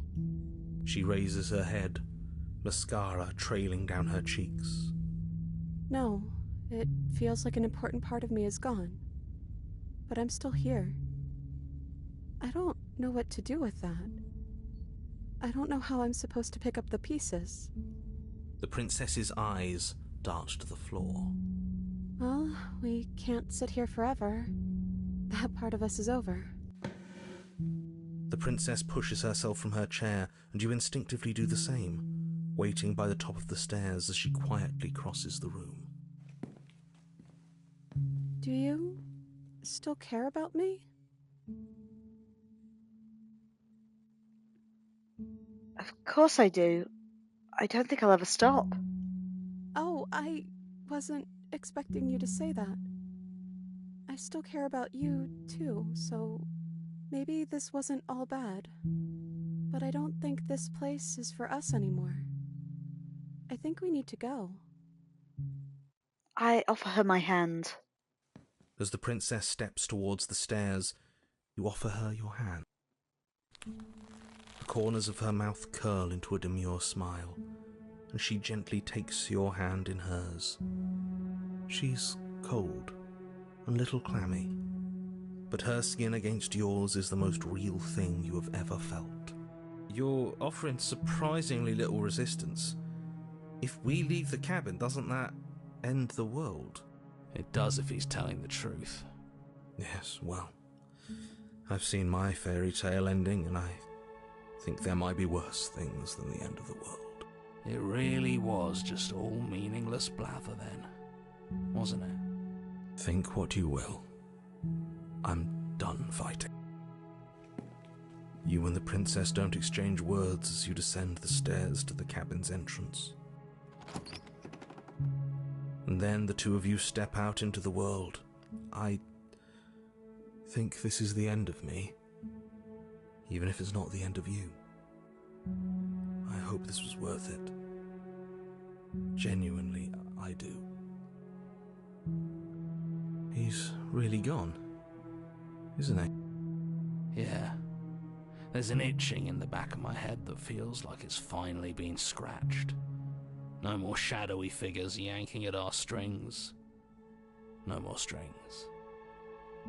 I guess we're free. The stars are so beautiful. A quiet moment passes over you, a comfortable quiet. I meant it when I said I wanted to dance. She gently pulls you forward, and the two of you fall into a graceful step. The only rhythm that guides you is the shared thumping of your hearts, beating in perfect unison.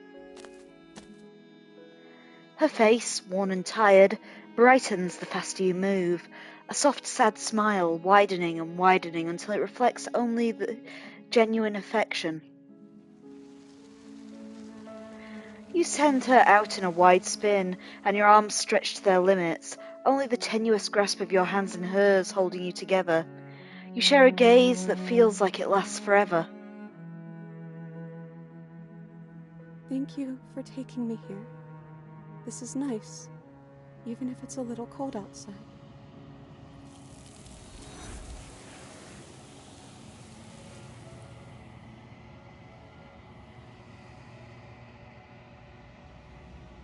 But you do not get the chance to respond, nor will you ever.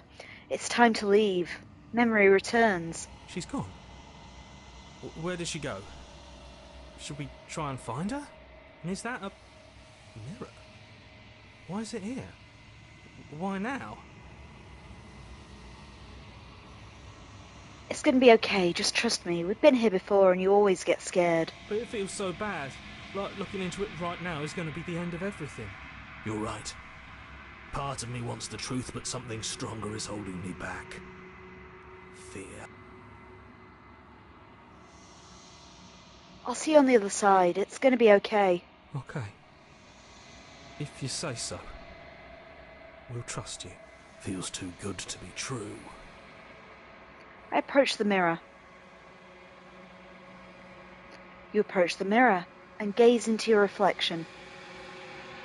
Silence as you reach forward. They're gone once again. The mirror always makes them leave, but you need to see what's in it. You've unravelled. You find yourself in the long quiet once again, and proceed to the cabin. You're at the cabin. There's a world beyond the endless walls of the long quiet.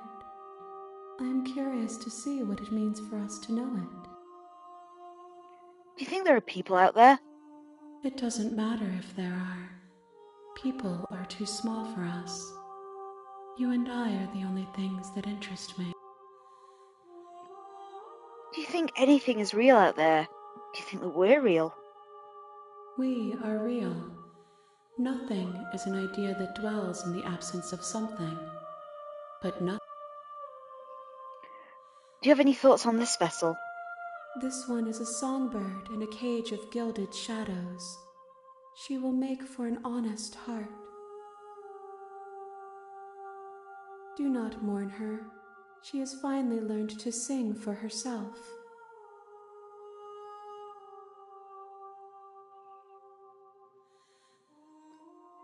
Do you know what's going to happen when you awake? If I did, I would already be awake.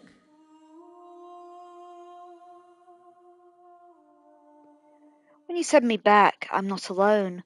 There are voices that speak to me. Some of them are me, but one of them is something else. I call him the narrator, and he wants me to kill you. Do you have a narrator? Have any of the vessels had one? No, their minds are empty. existent, but constantly shifting into something new. Do you think your narrator lives in the spaces beyond?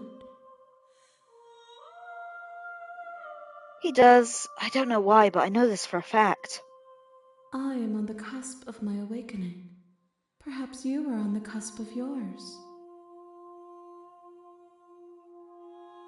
How many more vessels do I need to bring you?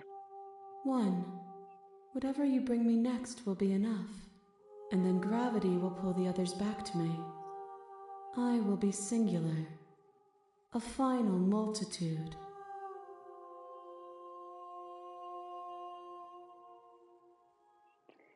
If this is the last time, is there anything you would like me to bring for you? These gifts are a conversation, and each one shows me the contours of your heart. The only thing I want to see is what you choose for me when the thread is fully drawn. You know we're going to fight when this is over. Do you really want me to bring you that last vessel? We may fight, and we may not. But not all fights end in destruction, just as not all conversations end in peace. Even if you destroy me, it will have been worth it to finally know what I am, and to have had the chance to know you.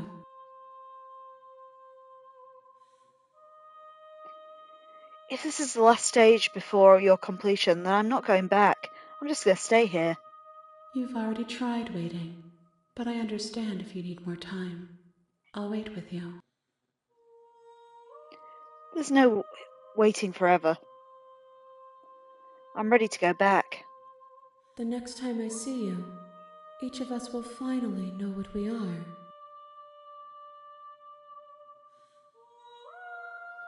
I will be here, waiting for you. Everything goes dark, and you die. Okay, an honest heart, the trophy. And back to chapter 1. You're on a path in the woods, and at the end of that path is a cabin. And in the basement of that cabin is a princess. You're here to slay her. If you don't, it will be the end of the world. Okay, let's look at that menu again. So how are we doing for our memories? Oh, we did get another one that time. So, we're missing the one that's blatantly the prisoner, and the one that I'm now kind of puzzled, because I kind of assumed it was meant to be the, razor, but now I'm not so sure. Sometimes when you cut something out of you, a piece of you leaves. Right, I'm Googling it. Let's see if it's something we can get.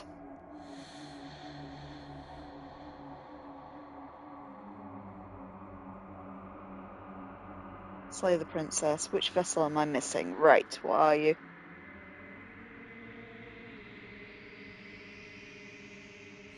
Okay, it's actually the spectre I should have got. So let the spectre inside of you and then kill her is that option. So I was completely wrong, on the wrong basis with the razor. Let's see if we can do these both quickly, just to see. So I am going to do these at a rapid rate since we've seen them already. We're not going to go through with this, right? She's a princess. We're supposed to save princesses, not slay them. Ignore him. He doesn't know what he's talking. So I think we will reload my other save, if I can. Because I don't think I can get the prisoner and the damsel on the same playthrough. So that's that one. We were going to get the prisoner, for which I think I need to take the blade. You take the blade from the table. It'd be rather difficult to slay the princess and save the world without it. Okay, let's try to do this as a race, because I'm aware we're running out of time, and I do just want to kind of see these final two princesses. Creaks open. Her voice. So we've heard all this. She sounds. Don't let it. Let's just try and. Oh, it's been so long since anyone's come get down. to it. So I think the prisoner. Focus on the task. We pretty much had to do what we did And to get the there damsel, you but while are. holding the knife. Are you here to kill me or something? Then why did you bring a knife? She might. Don't you dare. It's fine. The blade. Thank you. Maybe now we can just. We'll be let's fine. do Don't this. know what you're hoping. So here we are. And yet, so... I said don't give away. I'm right, aren't... You can't... I'm well... She has... You... Again... Do you... So, you're not going to oh? Have you... You know... Right, here we are. I'm getting you out of here. Oh, you have to... You walk up there large. If you doubt... I'll be... You were someone... You're sure. Let's try this again. You make it easier for everyone. I heard the door slam. The knife. You won't you cut the... She didn't... How is she so... Thank you. Now let's get out of here. No, we won't have... As the princess... Wait, watch me. Stop that. I thought this was... Your boss. The blade. You're doing your best to help me, aren't you? I'll make this... She stepped... Maybe I'll... And then her fist is the air. I'm afraid it is. Everything goes... Right, prisoner, we got it. Let's see if I can do this. You're on a path in the woods. And at the end of that path is a cabin. And in the basement of that cabin is a princess. You're here to slay her. If you don't, it will be the end of the world. Right, let's go. A warning before you go any further. She will lie, she will cheat, and she will do everything. Yes, don't believe a word she says. Just go in, take the knife, and do what you're supposed to. Wink. Did you just say wink out loud? No, I didn't.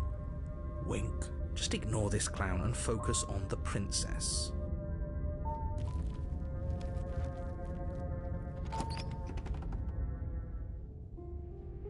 The interior of the cabin is less a cozy woodland retreat and more like a dungeon. A few pathetic wisps of starlight attempt to illuminate the cold, uninviting stone walls, and thick, wrought iron bars barricade the windows, reminding anyone who enters that this is a prison. The only furniture of note is an iron table, bolted to the floor, a pristine blade perched on its edge. The blade is your implement. You'll need it if you want to do this right. He definitely did not. There isn't. Okay. There is. Skip, I want to keep talking about the mirror in case that affects any endings. I'm not sure. You walk. You reach. There we are. We touch the mirror. If he doesn't take want, the blade. You take the blade from the table. It would be difficult to slay the princess and save the world without a weapon. Good idea. Much better to be armed than to go in with blind hope alone. We enter the basement. The door to the basement creaks open, revealing an old stone staircase. A few sputtering torches attempt to vaguely illuminate your path, dancing across glimmering patches of slimy moss on the stone steps. If the princess lives here, slaying her would probably be doing her a favor. Her voice, harsh but controlled, carries up the stairs. Is that a visitor I hear? Please, come downstairs. It's been a while since I've had company. I wonder what visitors she could be referring to. Were we not the first? You walk down the stairs and lock eyes with the princess. She looks up at you, the heavy collar around her neck clanking loudly as she moves. The chains binding both her wrists to the far wall, joining the metallic chorus as she adjusts her hands in her lap. Should we be worried about the one around her neck? Why would you be worried about her restraints? If anything, they'll make your job easier. Have you noticed the empty chain on the wall? Odd that in a place where everything seems to serve a distinct purpose, there would be something so obviously useless. What an interesting development. Why don't you have a seat? The two of us should chat before you bury that thing in my heart. I sit with her. You step towards the princess, but she stops you before you get too close, holding up one shackled hand. There's fine. I'd prefer we keep some distance until we've sorted this out. That's reasonable. We do have a weapon. Might as well put her at ease. I sit where I was told to sit. You do as she asks and sit on the floor, still a good distance away from her. Thank you. Now, what are your intentions for me?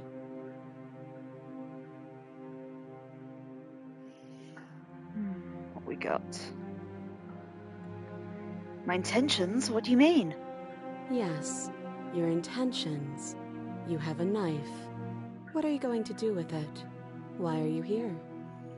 There isn't a keyhole in these shackles, so I'm afraid my only way out is surgical removal. Is she forgetting about the shackle on her neck? Or does she think she'd survive a beheading? You're right. Maybe she's delusional. All the more reason not to trust her. Unless she really could survive. Though I suppose you could just be here to kill me. But I don't think that's in either of our best interests. I've been here before. Am I the only one who remembers that? Oh? Are we acknowledging that? I thought we weren't going to give away the game. But yeah, I remember. So you've already been here. As much as I would like to remain in denial, it's no use. This has complicated things. It's complicated things how, exactly? Ideally, this was supposed to be one and done. You go to the cabin, you heroically slay the princess, and in the process you save the entire world from being damned to oblivion. The situation right now, where you're getting a second shot at things, is a contingency. A contingency for what? For you failing, obviously. And you being here means that things are going to be a lot harder than they were. I really shouldn't say anything else, I'm just going to make it worse. Just good luck. If you knew this could happen, why didn't you tell us?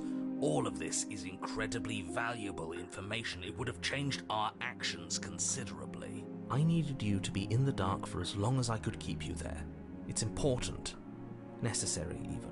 And maybe I wanted to be the first version of me that you met. I didn't want to be confronted by the old... That's pathetic. I never said I wasn't. I get it. It would be pretty upsetting, wouldn't it?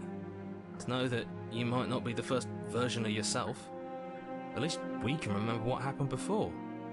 Seems like we should count ourselves lucky for that. Exactly, he gets it. You're lucky, so don't waste that luck by messing it up again. Alright? Moving on. Why is it important for us to be ignorant? How is it ever helpful to be in the dark? The more I say, the more your mind will swim into dangerous waters. Even saying that is too much. Your success hinges on you having imperfect information. For the sake of the entire world, you need to accept that. I won't. Just give it a rest, this isn't helping. Focus. This is a serious situation. You shouldn't be daydreaming.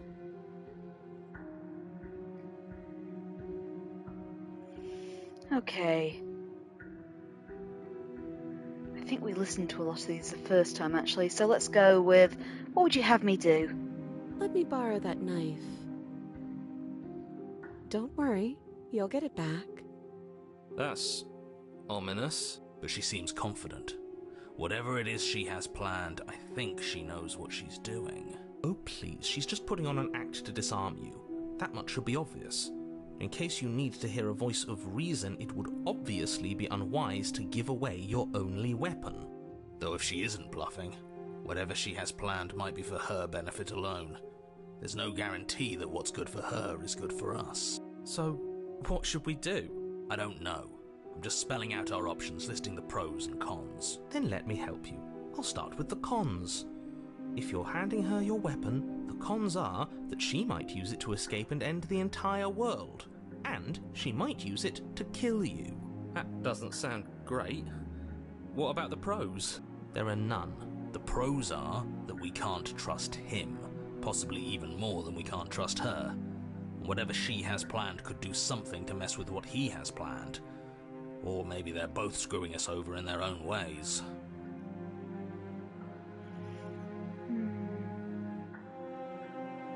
Where's the option to give her a weapon? Okay, I'm trusting you. I give her the knife. Slide it over. No, absolutely not. I am not letting you hand your only weapon over to the world-ending princess. Until you come up with any other idea, like, say, I don't know, doing your job and slaying her, you remain rigidly in place. You tried this last time. Do you want to know how it went for you? Oh, I remember. She killed us, which, by your estimation, ended the world, right? Oh, well, he tried to take over everybody. Exactly. If I were you, I wouldn't be too keen on repeating your mistake. Hell, we could even force your hand and do it ourselves. I'm not afraid of dying again. Are you? A little. I think you got your point across. Fine. You slide the blade across the floor. The princess maintains unsettling eye contact as she reaches down to pick it up. Thanks. She pulls up her hair, smiling slightly, as she raises the blade to her throat. What is she doing? She doesn't say another word as she cuts into her own neck. No. I watch in uneasy silence.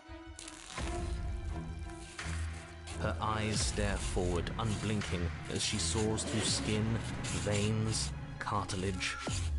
At last she reaches bone, the blade grinding audibly against her vertebra as it continues to slice its way through her neck. I'll be damned. She's actually doing your job for you. Why would she do that? Huh. So that's her play. Killing herself? She isn't dead yet. Finally, you hear a snap. Her eye twitches. There's an uneasy silence. She remains motionless for a long moment, her twitching eye the only movement in the room, until at last it stops in an unsettling half-wink.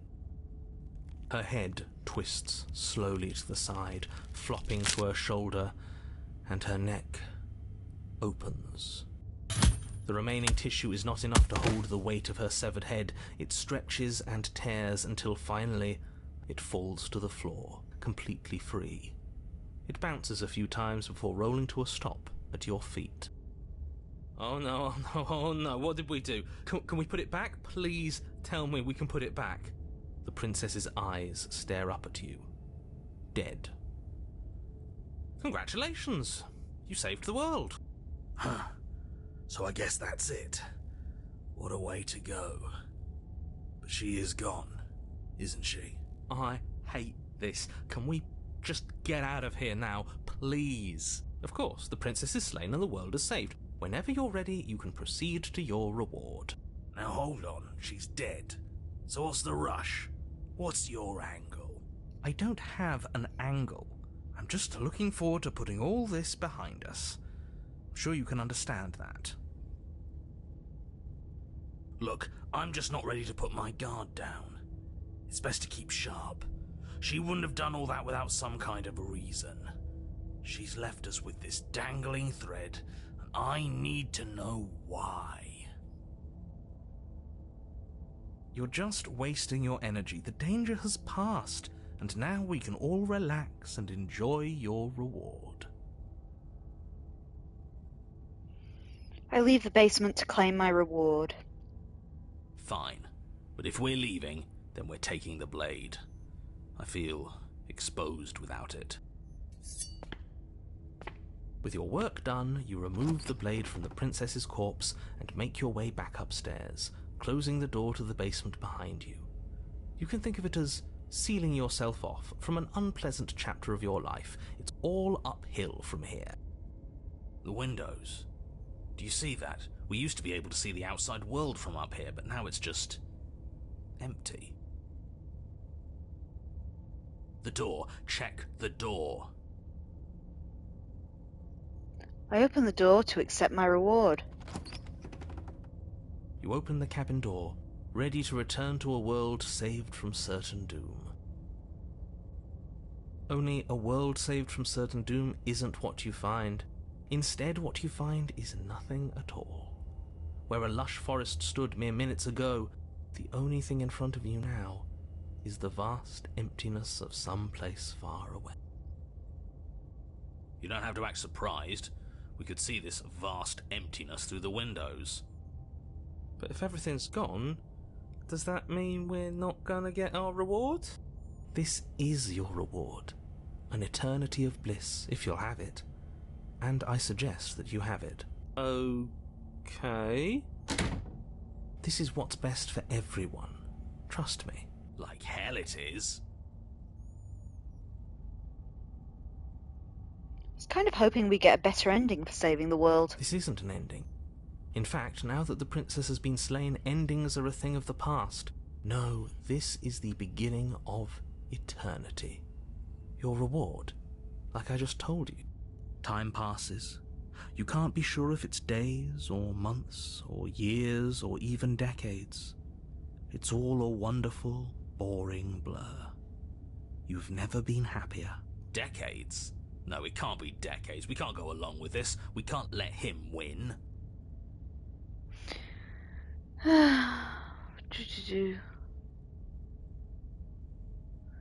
What do you suggest then? We still have a blade. Let's use it on ourselves and start over. He's suggesting you kill yourself. You shouldn't kill yourself when you have an eternity of bliss right in front of you. I slay myself. You goddamn spiteful bastard. Are you really going to turn down immortality itself just to make me lose? Why should it matter if we die at this point? Haven't you already gotten what you want? I don't have to answer that. That's all we needed to hear. You raise the blade, then drive it into your heart. You collapse to the floor, everything goes dark, and you die. You're a genocidal maniac, you know that, right? Yeah, we'll see about that. Chapter 3. The Cage. You're on a path in the... Chains everywhere. This is different. This is new. It's worse is what it is. We're finally starting to see reality for what it is. This place is a prison, and she's not the only inmate.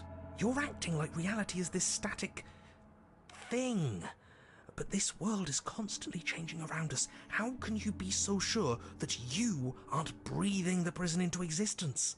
That by feeling the walls closing in on you, that's exactly what they do. Oh, hi O'Hare, how's it going?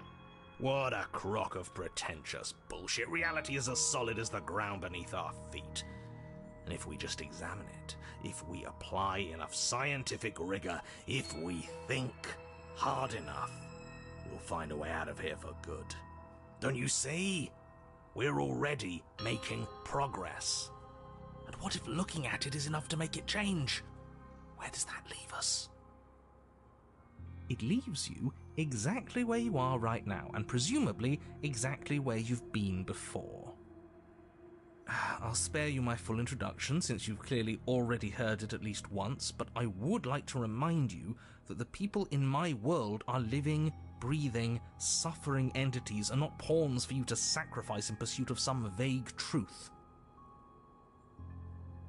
You're thinking about buying this game. Should you buy it? Absolutely, O'Hare. Yes, it's very, very addictive. I've played through a few cycles on it now and got all different princesses. Really, really hooked. Should we talk about how we still have the blade? We've never started with the blade before. Huh. I hadn't actually noticed. Holding it's starting to feel natural, isn't it? Of course it feels natural. We've had it with us every time. We've made it part of us. Don't be weird. It's just a tool, not some mystical object. Though starting with it feels like an indication that we're on the right track. This is strange. You're not supposed to start with the blade. It says right here that you're supposed to find it at the cabin. Oh well, I suppose that doesn't make much sense anyway. It's better if you start with a weapon, so this is probably for the best. Are you sure we even need to slay her? She cut off her own head the last time. She what? Why would she ever do that? She's not supposed to be suicidal. That doesn't make any sense whatsoever.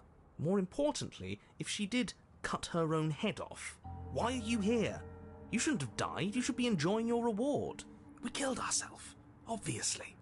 You were insisting that we were happy, but we knew we weren't. We could see right through you. Well, nice to see you, even if briefly, O'Hare. Take care. Have a good evening. Yeah, what he said. We weren't about to be stuck somewhere being fed non-stop bullshit forever. We want answers. We weren't gonna find them in your fake little paradise. There are no answers to find. If she was dead, then that was it. That was the solution. All you managed to do was reset the board, and you put the pieces back all wrong while you were at it. This is probably worse for you, if I had to guess. Ha! So there is a board. Well, what's done is done, and you're here now. There's no use arguing. Just get to the cabin and settle this. Try not to kill yourself this time.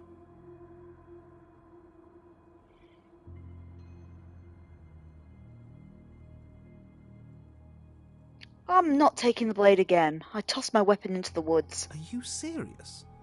The blade is your implement. You're going to need it if you want to do things right. We can't toss it. It's the only way we can protect ourselves. It's an extension of us, and we shouldn't go around throwing our pieces away. He's right. Weird, but right. Don't you dare. I do it. I toss the blade. Are you even listening to me? Does my opinion count for nothing? We're never getting out of here if you don't listen. I'm intervening. We're not tossing the blade. I'm in charge, and I say we're tossing the blade. You had your chance the last time, and we all saw how that worked out for us. Too bad. This is a mutiny. Hey, you can't just do that. We're not supposed to be able to make our own decisions. What if I stop you? Maybe I can make choices too. Good luck with that. I've got backup this time, haven't I? Yeah, alliance of convenience. We're not throwing it away. It's important. Hey, what are you... Are you serious? That's no fair. Let me go. Sorry, has to be done. Fine, I guess we're keeping it then. Oh. Yeah. Great. Was that so hard? We need to keep our wits sharp. Yes, you've made the right choice. The blade is the only control we have in this world. Yes, great. Now, will you get to the cabin already? In case you've forgotten, the princess, the fate of the entire world, etc., etc. No way out but through. Let's go see her. We proceed to the cabin. You stand at the edge of a cliff. An abyss yawns beneath you, empty and endless. The only path forward, a rusted metal bridge. The cabin looms on its far side. I think you already know what waits for you within. It's like the world itself doesn't want us to reach her. There's nothing to find out here. Time to check in with the missus. I'm going to pretend you didn't just call her that. I proceed to the cabin. Every surface of the cabin is draped in chains, the air filled with the mock birdsong of metallic clinks. Where there should be walls, you can see only endless ropes of metal, with hooks dangling from their ends. A fitting cage for a monster, destined to end the world. There's nothing for you to do but step forward into the basement. You already have your weapon. Your objective awaits. Huh. That mirror's back again. Why? What mirror? There is no mirror. The only thing of note here is the door to the basement. It clearly serves some purpose, but what? Is there something about us we're supposed to see? Can it be a tool of some kind? Or is it a distraction? Something meant to confuse us? Can we please stop talking about the mirror? I'd rather not spend more time in this room than I have to. It's creepy.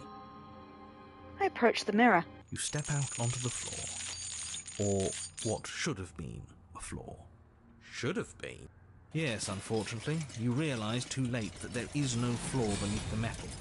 There is only a loose web of chains suspended over some unseen space. An unseen space that you are now rapidly plummeting through. Nothing's solid here, is it? It's all just a shifting mass waiting for us to drop our guard. Your fall is suddenly, painfully halted as rusty chains pull taut against your skin, their hooks digging into your muscle.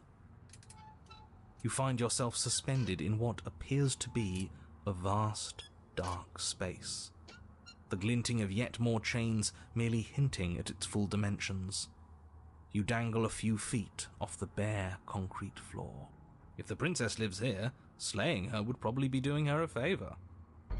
As your eyes adjust to your new surroundings, you make out a figure standing in the gloom, obscured in shadow. She watches you with the stillness of the grave. Easy now.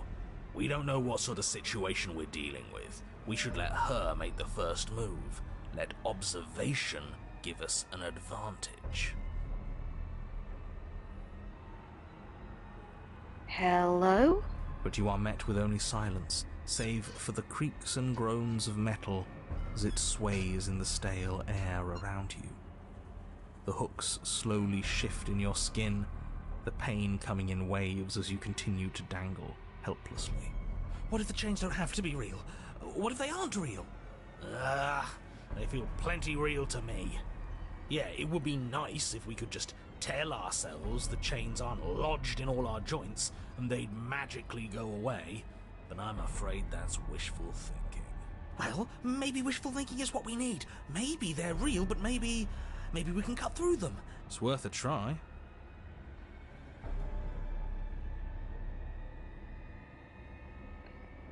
Look, I'm sorry about what happened last time. I'm supposed to be sorry, right?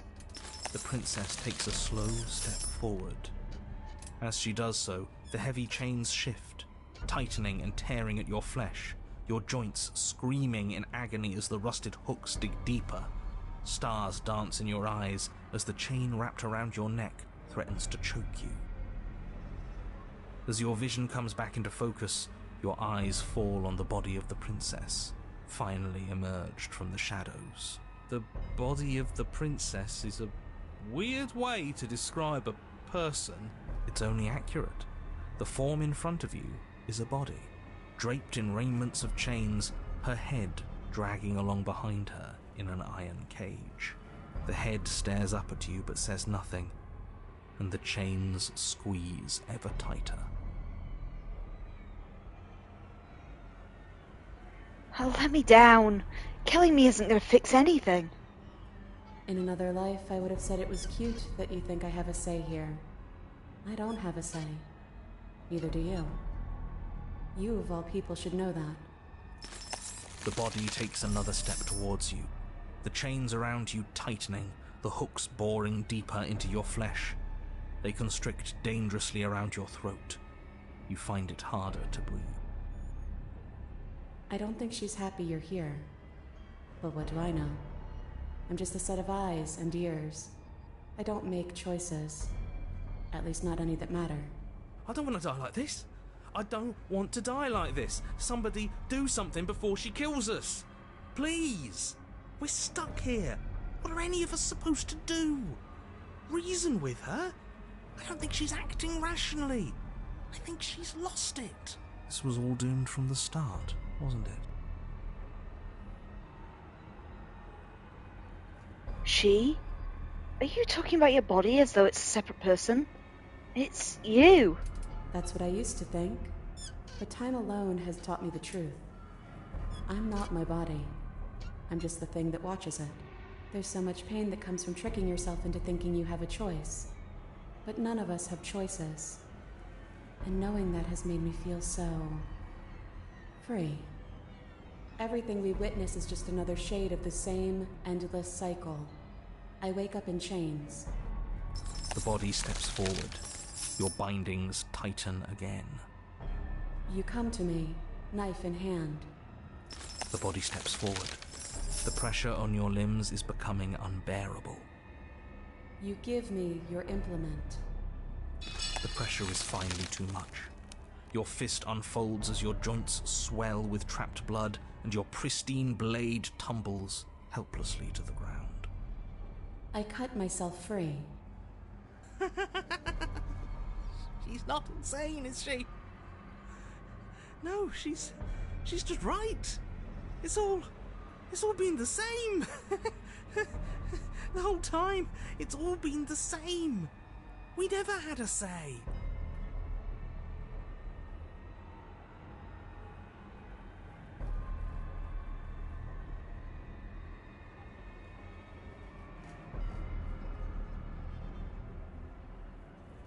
You're setting me up to fail.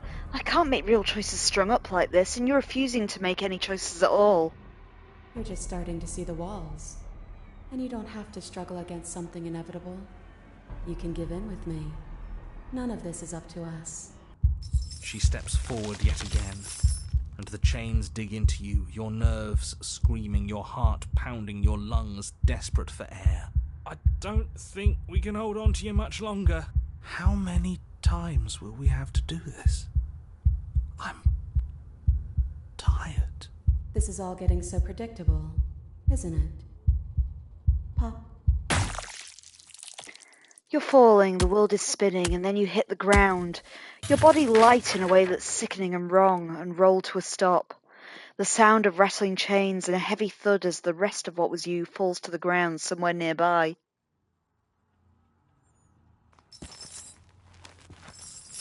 You're unable to take action, unable to defend yourself, unable to even look around as the princess's body steps towards you, one slow, rhythmic step after the other.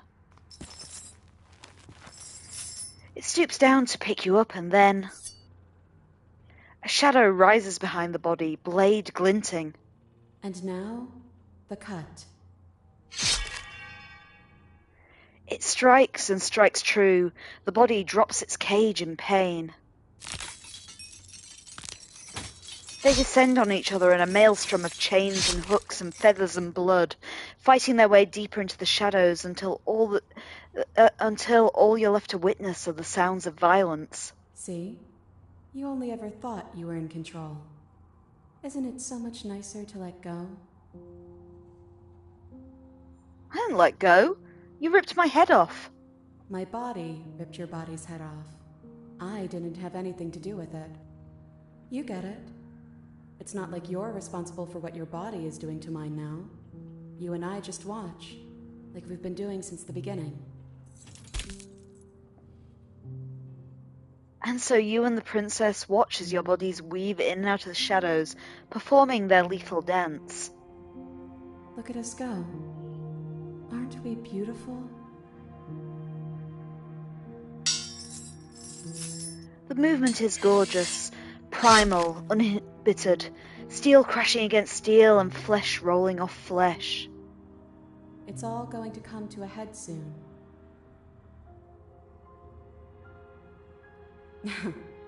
Head. Alas, the climax pays out. Your body, wreathed in chains and shadows, makes its final move, but so does hers. Chains shatter spine and blade pierces heart. I guess I'll see you next time. Both hers and yours collapse, their dance complete. Blood drips from the princess's mouth as she coughs. It's cold, but that's always been us, hasn't it? Cold isn't bad.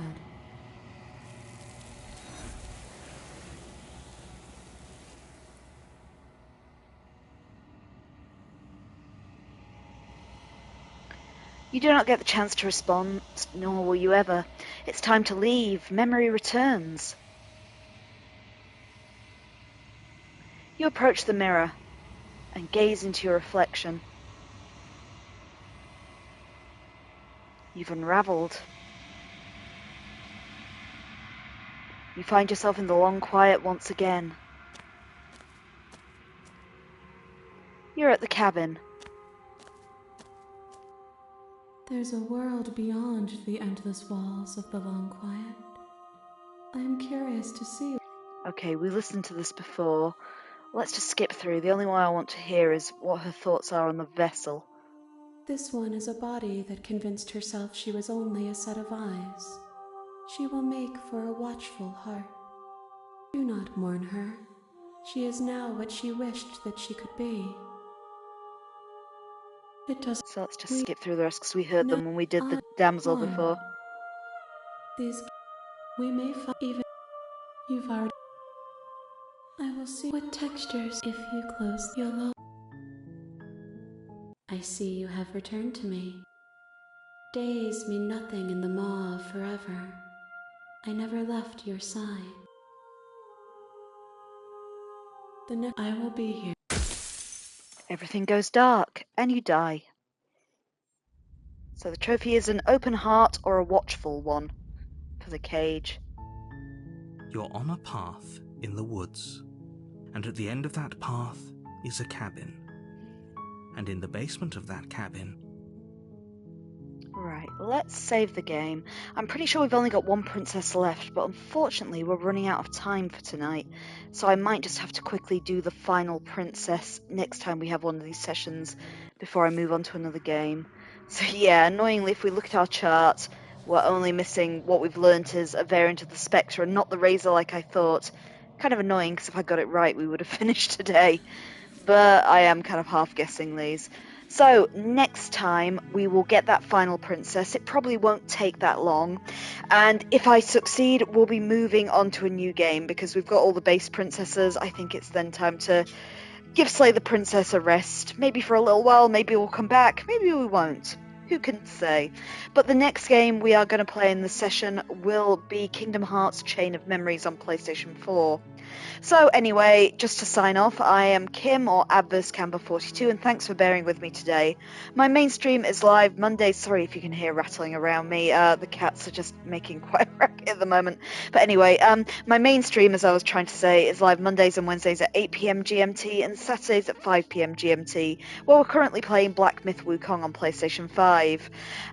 This is my game on the side, just as and when I have a couple of free hours. As I said, next time we'll be finishing this playthrough of Slay the Princess, just to see the final princess, and then we'll be moving on to Kingdom Hearts Chain of Memories. I also have another game that I play on a Sunday morning. It's at the moment The Wolf Among Us on Steam. If you follow the Adverse Camber 42 Blue Sky, I'll always let you know when I'm going to pop on and play, in case you want to join me, see where I'm at, offer advice, all that jazz. I also have an Adverse Camber 42 YouTube channel where old episodes are put up usually within a day of airing here, in case you want to catch up on the plot of Slay the Princess and see all the princesses so far, or any of the previous games I've played. My tastes are varied and there's a lot on there right now, which includes Bloodborne, House of Ashes, Lies of P, Tales from the Borderlands, Night in the Woods, Goodbye Volcano High, Another Crab's Treasure, Disco Elysium, Dredge, Cyberpunk 2077. Please do check them out if you're interested. I'm also one half of Things Are Getting Strange, a Twin Peaks Rewatch podcast. You can find us wherever you get your podcasts. New episodes go up on a Thursday at 8 PM GMT. We're reviewing Twin Peaks one episode at a time, and this Thursday's episode will cover, I believe it's episode 2 or 3, depending on how we're counting the pilot. Please do check it out if you're interested. And our previous podcast, this is season 3, and we've already rewatched and reviewed all of the X-Files and Garth Marenghi's Dark Place. If you can afford to do so, please also consider supporting our Patreon, because it helps to keep the lights on and gives you access to things you can't get anywhere else, which includes a full Let's Play of the 1998 X-Files FMV game for original PlayStation. Anyhow, that's it for today. Again, thanks for bearing with me. I'll be back tomorrow, 8 PM GMT, with some more Black Myth Wukong. Hope to see you there, but if not, have a great rest of the week. Bye-bye now.